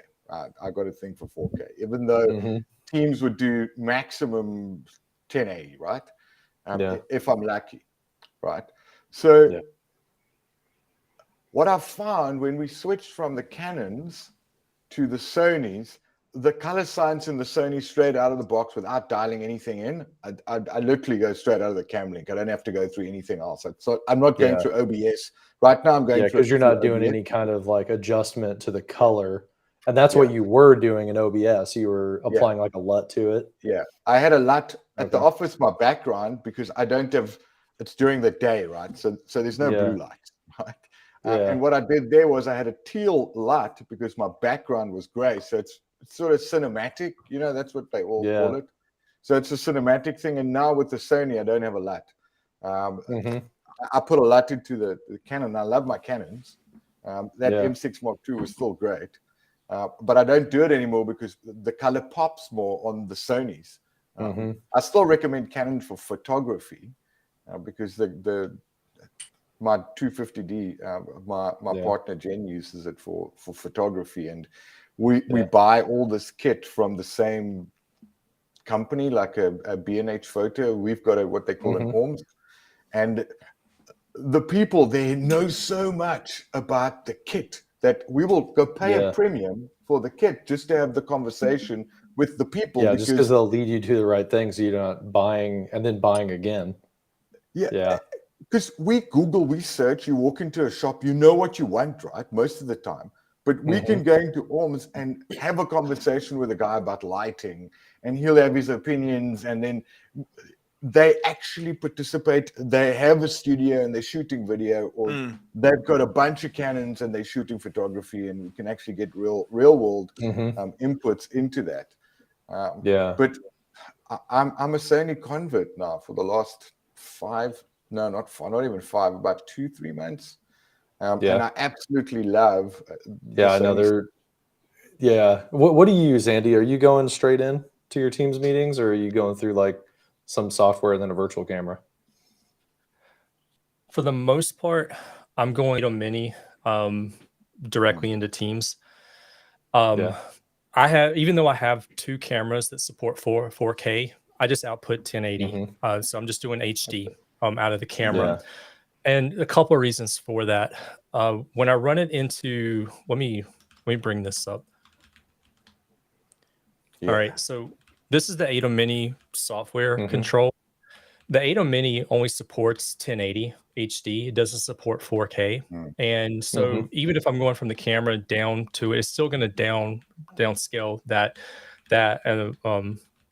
signal, and then it's going to go 1080 into my computer via USB-C. So I'm running that directly into like Teams. It shows up as a virtual camera in there. It's hardware based, and there's a couple of advantages to using this. You and I spent a good bit of time a couple of years ago talking about the ATEM Mini, because I was on the fence about actually buying it, setting up all the ATEM switching. And based off of that conversation, I actually ended up getting one. And what I liked is that it takes the camera stuff to a hardware device off of my system. So my system doesn't have to spend those resources on it. My laptop will handle it, but I don't know if that's always going to be the case. So I like off-putting it to that hardware device. The benefits are, though, like there's a software control that I can use. So like I can use this as a way to switch cams and cut and do like whatever I want, like so it's just cut, and now I'm back, and so I can use the software control to it as well. But I'm using the ATEM for multicam, and combining 2, I can get like an ATEM Extreme. But like one of them is for what we call Classroom in a Box. It's a way to take a live kit, streaming kit like this, put it in a Pelican case, a la Caleb Pike, and then take it with me, open it up, and monitor and camera and microphone right there. 2 plugs, and 5 minutes later you're recording and broadcasting in a hybrid environment. It's great. But like I use this one here, the ATEM Mini ISO or Pro ISO, for a couple of reasons beyond the basic. The Pro ISO, every one of the feeds, all the multiple cameras that you can feed into it, every one of those get recorded separately on a SSD.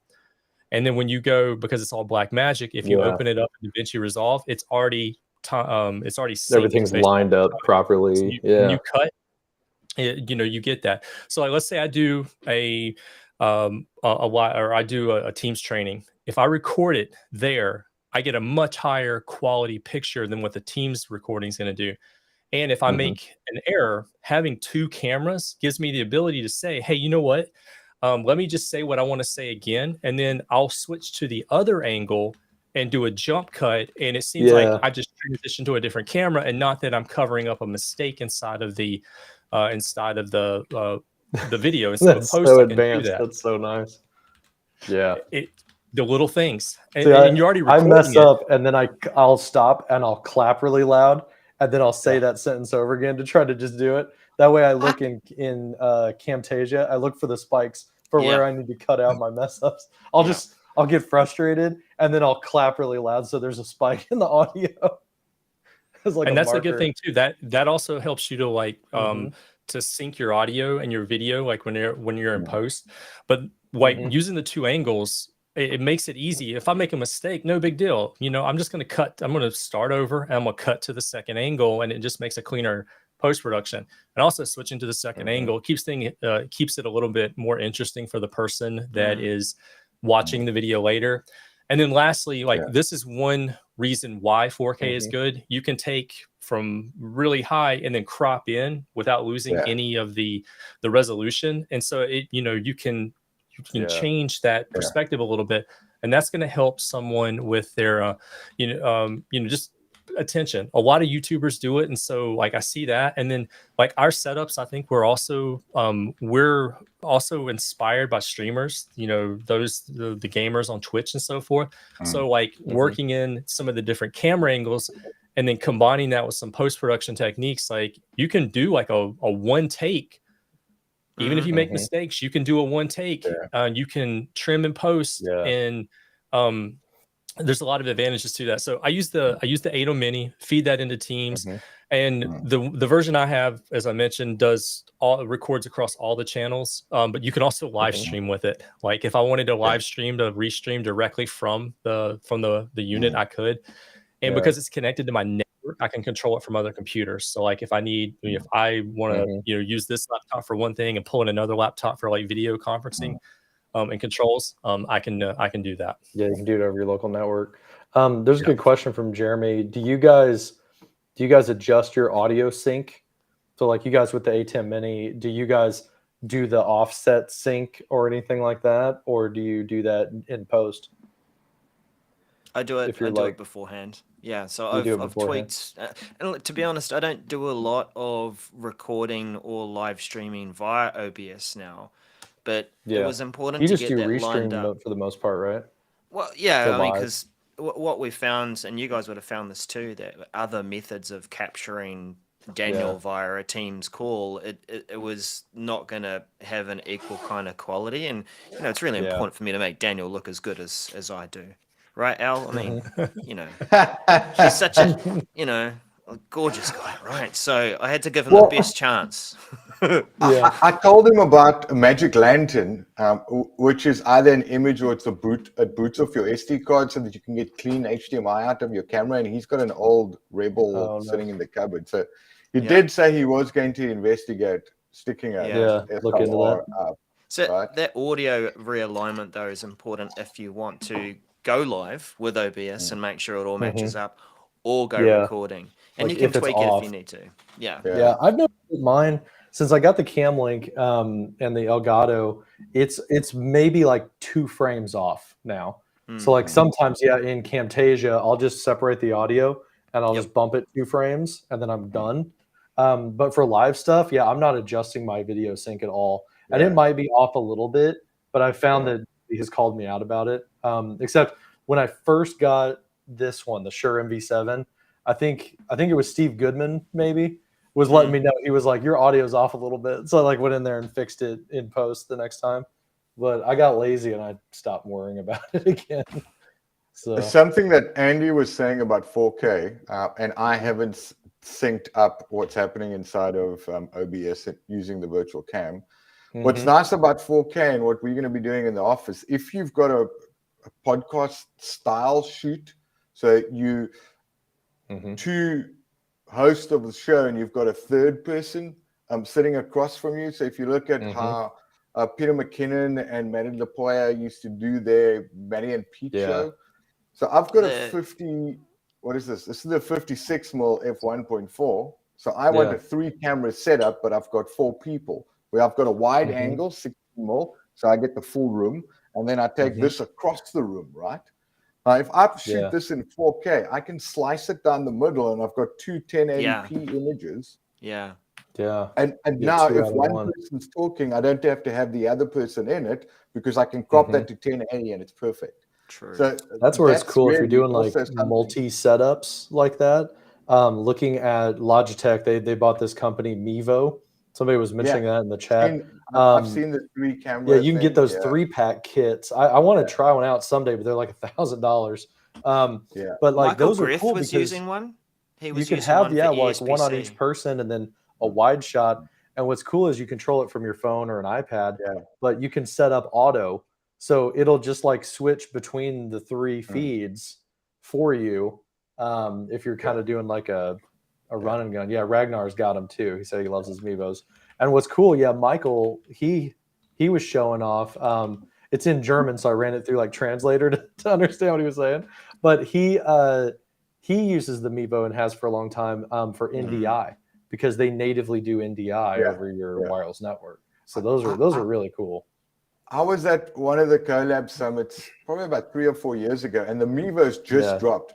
Remember, Daryl, we were looking for devices when I still was shooting on a webcam out of my garage. And Michael just got that the Mevo. It came with a stick and it had an external battery, and you could live stream from it. And now they've got that 3-way camera.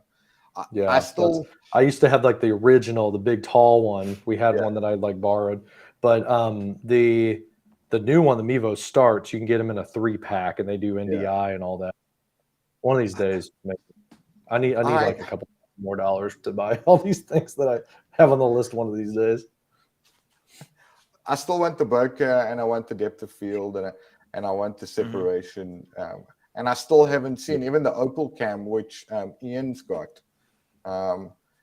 It still doesn't give you this, right? I haven't seen anything that Xiaomi's got a 200 megapixel Leica lens now, and they're actually bringing out another one where you can screw on a lens like the Moment stuff.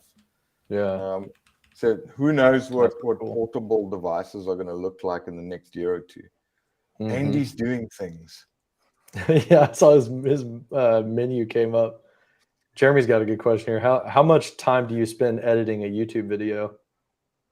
Be curious to hear how much editing goes into it for you guys. It's interesting, right? It depends on whether you've thought about what you're going to say to begin with.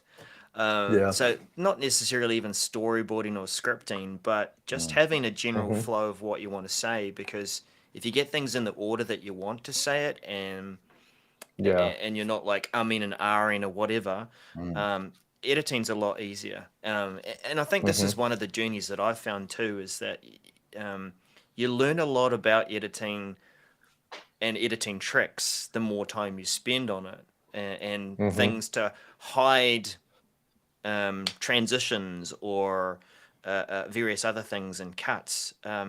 So look, I think on average, if I was doing like a 2 or 3 minute video and it was well thought out, then 2 to 3 hours. Depends on how fussy I'm getting with things I'm trying to try out. Yeah, that's what I've heard. The general rule of thumbs. I used to work with like some guys that did video production stuff a lot, and they would give people estimates, and they would say estimate about a 1 hour per minute of video.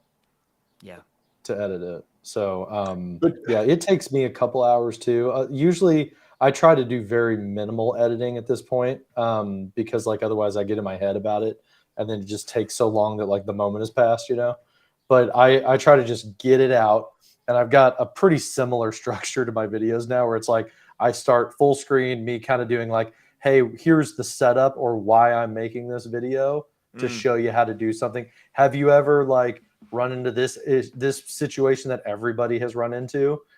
Well, I think I've got the solution. Let's check it out. And then I'll kind of shrink down to the corner, do the demo. And then when I'm done, like talking about whatever, I kind of run out of stuff.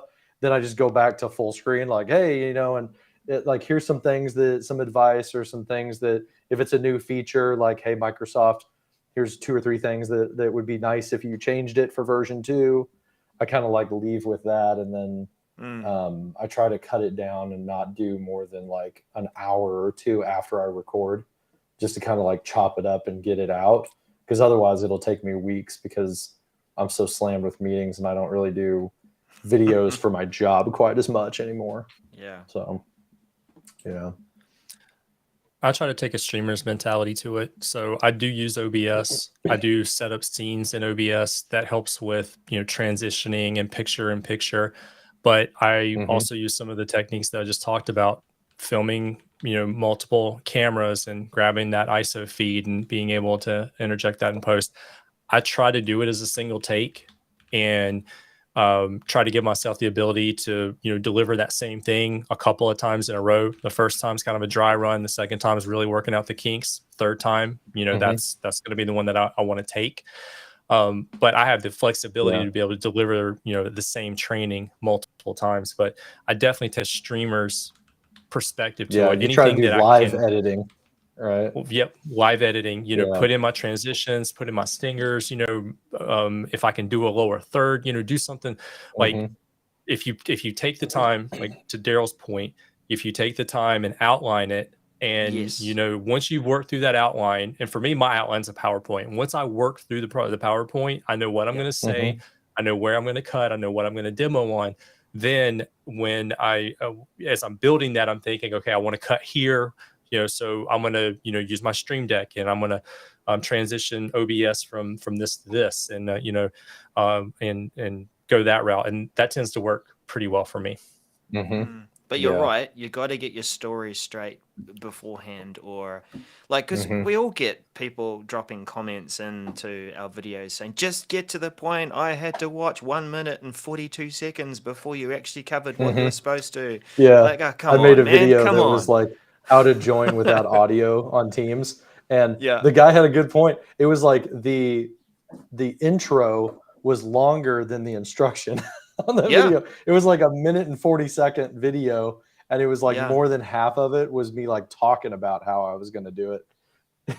So storyboarding and getting your story straight definitely helps if you're going to try and take that streamer mentality. Otherwise, you are going to end up with waffle at the beginning that no one cares about. Which I'm good at that too. The other thing Andy, I don't like for YouTube videos is the max headroom jump cut. That's where people are trying to eliminate every single pause or every single bit of silence. And so you're sitting there watching, and they're just like jumping around on the screen. I can't stand that. Just talk. Like if there's a little bit of a pause between words, that's okay. I don't need, I try to a fraction of a second back in my day. I already watch videos at 1.5 times speed anyways. If it's like a mess up, You're right. But that's if you use two angles, you can cover that up. Yeah, that's true. So you do mostly live. What I do, to answer Jeremy's question, is I use Camtasia for my recording and my editing for my YouTube videos. If I'm doing a conference presentation, like the virtual conferences, sometimes you like pre-record them and send them in. I'll use OBS for that because I'll intentionally not edit it, because that's like 45 minutes and I'm not going to spend 45 hours editing a video. So I try to do that more live, and it's more natural, because if I got up on stage at a conference, I would have one shot to do it. So I try to have that mentality when I do a conference recording. What do you do, Daryl, for your videos? You do mostly in the chat, recording and Premiere? I've got to say, Camtasia has probably the simplest, easiest way to do your zooms and transitions and getting people to follow the content. It. Yeah, and I've tried to figure that out in Premiere Pro and Adobe After Effects, and oh my goodness, I'm not a motion graphics master. So I get all that sort of stuff done. Like I will record my screen recording and my camera separately, right? So that I can overlay the top, I can peel back the layers and show me talking to, this is me talking to my screen, blah, blah, blah. So over here, and then, full screen demo. Camtasia for my screen grabs, all the zooms, trying to guide people through to what I want them to see, even annotations. But take that and maybe drop it into Premiere Pro for some of the other editing. I find that Camtasia does some strange things with the color science of what we've grabbed from the camera and popped I wish you could do like LUTs and stuff.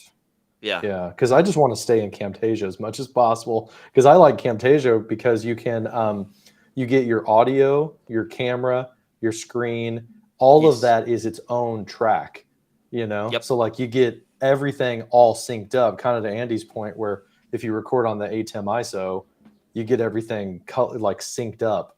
It's just, I'm too simple to try to open up DaVinci Resolve. Like that would hurt me to do that. If you understand what the bottom section of it is, it's exactly like Camtasia, right? Yeah. your cuts Yeah. are at the bottom and there's a flow. And if you are doing some sort of color grading, then DaVinci gets confusing, right? Mhm. You can add a LUT if you're Yeah. shooting in Rec 709 and you put a Peter McKinnon LUT in and then you look Mhm. dreamy, right? But Yeah. So do you I use would use Resolve for your Resolve, stuff, Alistair? Resolve mostly. Yeah. I did use Camtasia for a while, but they did Mhm. weird things with frames, right? So if I'm shooting in 24p, it would only export to 30p, and then it was weird. And DaVinci's Yeah. and DaVinci's I do everything in 30 frames per second too. What do you guys like record and shoot in? You do 24? I'm glad mostly? you brought that up. 25. 25 for you, Daryl? Yeah, well, only because the 6400, Yeah. the Alpha 6400 is 25 frames per second. Yeah. And then maybe I record the screen grab in 60 and sometimes 25 or 30. Yeah. Yeah. Yeah. I just go nice simple 30. So what do you got here? You're at 30p, Andy. Yep. I do Yeah. for the cameras, I do 30 frames per second. If I'm recording like a Yeah. desktop, I'll do like 60 for that. And then trying to match it up in the timeline of whatever editor that I'm using can be a challenge. But I do 30 for my cameras. With that, I just want to mention this. I'm going to get a little geeky since we're talking about some of the settings. The shutter rate, which is right there, that guy. Yeah. 160. Rule of thumb, if you're using like a high definition mirrorless camera, is to double your frame rate for your shutter speed. So if I'm shooting at 30 frames per second, I should be doing like 1/60. If I were shooting at 60p, I would be doing 1/120. And you lock that in. So if you're gonna do manual exposure for your camera, you can see I've got right here 1/60. 30 frames per second. I'm f4. That's my aperture, so that's how big the lens is. Letting in light. So I'm shooting at f4. So I have a little bit of a blurred background, but not too much. Exposure right here. I've left it in the middle. But if I were recording this, I might overexpose it a little bit, so that if I go back and add a LUT later on, then I have the ability to. I have more information. I can work with some of the shadows and highlights when I'm color grading, but I don't do a lot of color grading. Did you say And then the over or last do you mean under? Overexpose. If you're going to use like a LUT, a lot of people recommend that you overexpose. You get a little bit more information with that. You overexpose slightly, and you get a little bit more information from the highlights and the shadows. And then with whatever color science editing you're doing later, you can draw more information out of that. But that's if I'm just recording. If I'm streaming, I don't worry about it. I leave it in the defaults. And then the last thing is my ISO. The ISO is how hard your sensor essentially is working to bring in all that information. There's base ISO, and when you go above that, you start introducing noise into the stream. Most Sony cameras have dual or newer ones rather have dual ISO, so they have like kind of a lower limit, and then when you get above that, kind of kicks into another gear, and then it has a different set of limits. When I'm doing video like this, I do ISO auto. The one in front of me is ISO 2000. I can't see so that one just shows me auto. But by doing this, the aperture's locked in, the shutter rate's locked in, and I can adjust the ISO. But I don't want to have to reach behind the camera to do that. So I have ND filters. And so like I can, if I need to lower the exposure a little bit, I can. It's telling me that the exposure is not good there. So I can control it with an ND filter. Yeah. Nice. I turned my info on too, so you can see across the bottom what my settings are if anybody wants to duplicate. I'm ISO 400, 1/60. I'm trying to find that menu setting too. 30p. Yeah, it's under HDMI settings. So it's like got to be not a info clean art. It'd be awesome. We all get our like stuff on that. But you can see like this is why I like Sony is like look how good that tracking box is. Like it's working so good to keep my face in the frame, and like it does a really good job. So if my face is anywhere in there, I really got to cover my whole face up. Yeah. Because if it gets in there, it just snaps right back. Yeah, there you go. and then hit menu to get out of it, Daryl. There you go. Yeah, And hit you gotta menu. Just menu toggle one the more time. info button. It's like the pill-shaped one. Oh no, unable to display. There you go. There you go. You got it. Uh-oh. I'll get there. Whoa. There it Hey, is. there we go. Had to like reset something. Yeah, so there you go. There's all of our settings for you Well, guys. that's not mine. I'd have to get behind my camera. Yeah. It's hard to do that stuff when you can't see the buttons, Yeah. but This is from a I've done this camera a that few doesn't times, have a though, clean like- art. So yeah. similar settings. This is There set we to go. auto. You got auto white balance. I think everyone's got auto white balance. You've got a standard picture profile. You're not Mhm. shooting. Mine's not in- auto white balance. I actually dialed mine in. I do Okay. 3200 for my light, my key light. Yeah. And because I have that as a number, I go in and I set my white balance to 3200. Yeah. I haven't done much here, but because I'm controlling the light, I don't have to worry about what my ISO is doing. It would normally be Yeah. on, and then with an ND filter, if there is light, the Canon's got an ND on, and it definitely helps out. But Yeah. Yeah, I'm the nobody's same as you. shooting in My log. room is so blacked out that I control all the lighting in here. So I've got a locked in ISO. Yeah.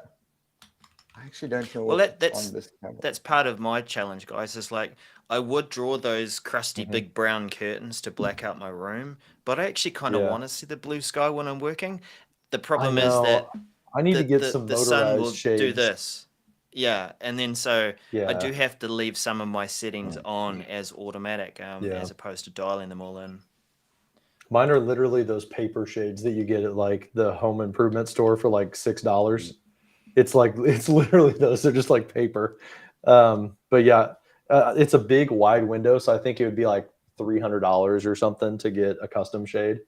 But it would be nice, and I'd want it to be motorized because it's behind all my monitor and everything. So I'd want to be Yeah. able to like open it with a button, you know, and not have to like accidentally knock my camera and mess up the angle and stuff. But These are all completely achievable for the person who's just starting out. yeah. Just like we said, baby steps. Like Alistair, like you Yeah. said, it's a matter of just like all of our setups are the culmination of at least 3 years Yeah. of doing this. You know, I think I've started acquiring this crap 5 or 6 years ago. Yeah. You know, Because So, our Gerald, I I got a started off question with for the- you. Oh yeah, what's that?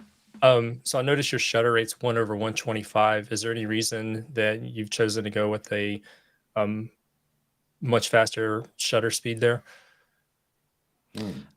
I have found when I dial it down that I can get a bit blurry, and that's partly because it's like 1/50. depends on whether I'm choosing shutter speed priority or aperture speed priority. Yeah. And sometimes I just get lazy and forget what I've left it on. But when I was wanting to dial in aperture, and I had a Sigma 16 millimeter 1.4 aperture, I found sometimes if I left it on aperture priority, that it would dial my shutter speed right down automatically, and then everything was just, I'm trying to be romantic to you on a Teams call, and everything's all just, soft focus and soft focused. I'm selling you something, or I don't know. But good point, yeah, Yeah. Andy. Like I said, some of the things I do leave on auto because I want to see my window, and if I was going to go full studio, I'd be drawing my curtains and dialing it in. Yeah. It does feel a little bit like a cave when you do that, though. Like mine, Yeah. my eyes are going to be tired from like 2 hours of having this light on me, But Yeah, my you do it for the quality. This room is actually next to my garage at the bottom of the house. So I've got blinds there, but it looks into my neighbor's yard, and I don't want that. I don't get the view that Daryl keeps talking about. But when we move, I definitely, and that's the problem now. If you're buying a new house, I don't care about the rest of the house. I care about where my office is, right? And Exactly. what the walls look like. It's such a big part of buying a house now, where it wasn't a couple years ago. Yeah. But it's like, yeah, I gotta think about, you know, having my having my home office set up nice, because like I'm going to be spending so much time in it. Like I'm not ever going to be working anywhere but home. Seriously, it's with mental my new health. You know, career. I mean, it's all So. good that we can for when we need it. I mean, that's why I've still got these big dark crusty curtains that have been here years before we used to live here. Mhm.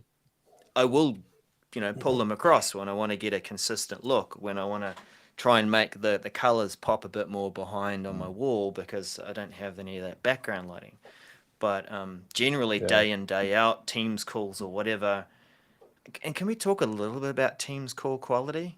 I know there's some Microsoft people on the live stream, but you know, I get that there's a lot of resources taken to run this service, but there's been a lot of optimizations that don't really come out with great quality in terms of recording and even production quality. So that's Yeah, why I get. yeah.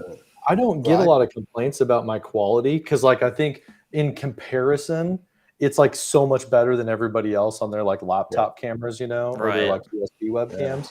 But if I go into the Teams admin center, there's something about like I'm all Ethernet all the way out of my house, and I've got a 40 meg up, 900 meg down, Yeah. and for some reason I'm at like 240 or 360p. Yeah. Like I don't think I've ever gotten all the way to 1080p, like fully Content's- hardline all the way up.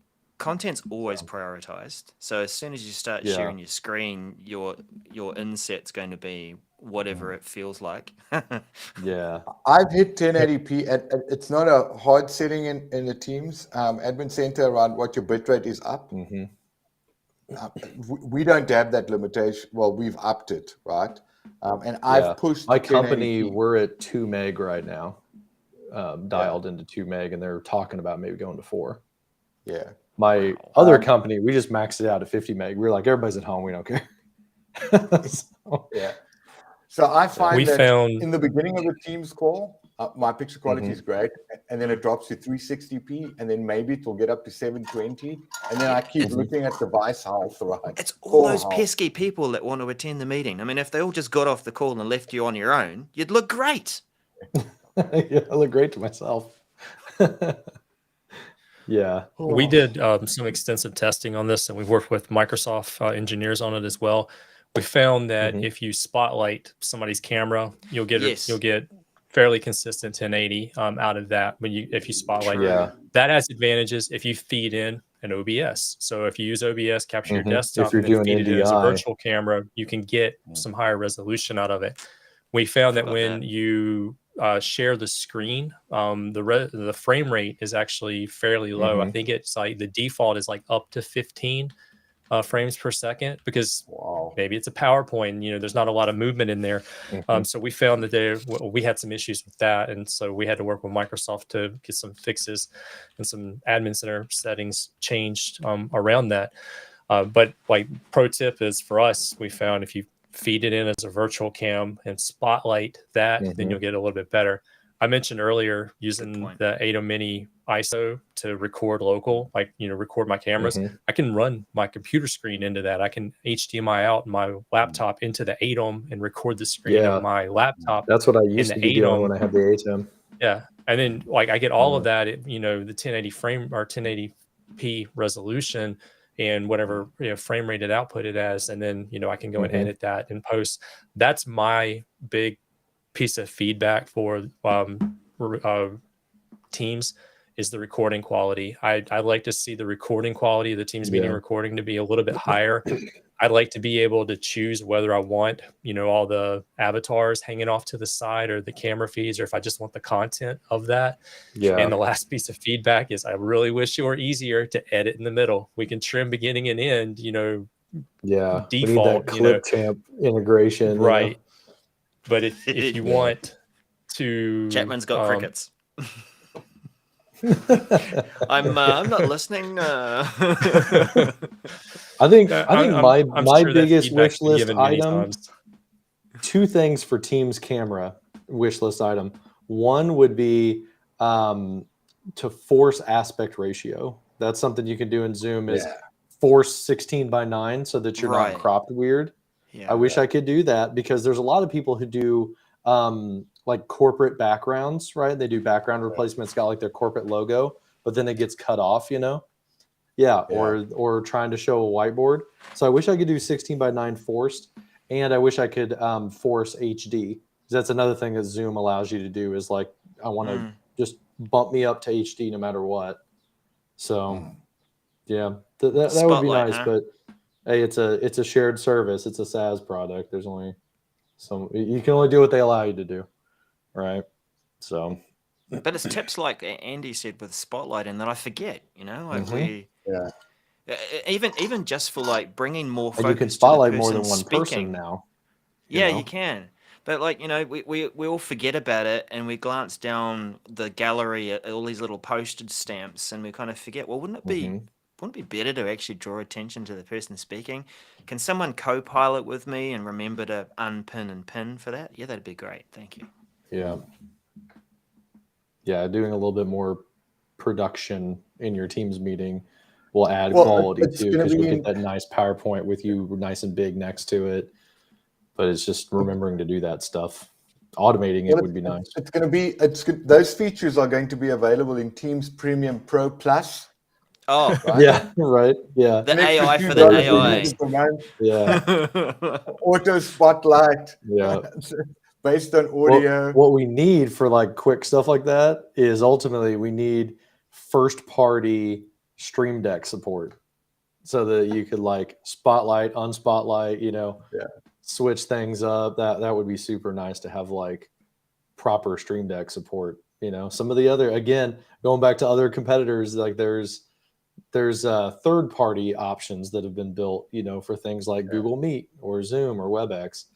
It'd be nice to see teams like, you know, lead in that front of like production quality. Because and I hope that if they ever do that in the future, I would hope that they wouldn't put it behind Teams Premium, because during the pandemic, so many just normal business people bought Stream Decks. You know, it's not all video pros who own Stream Decks. There's normal people who bought Stream Decks for productivity reasons.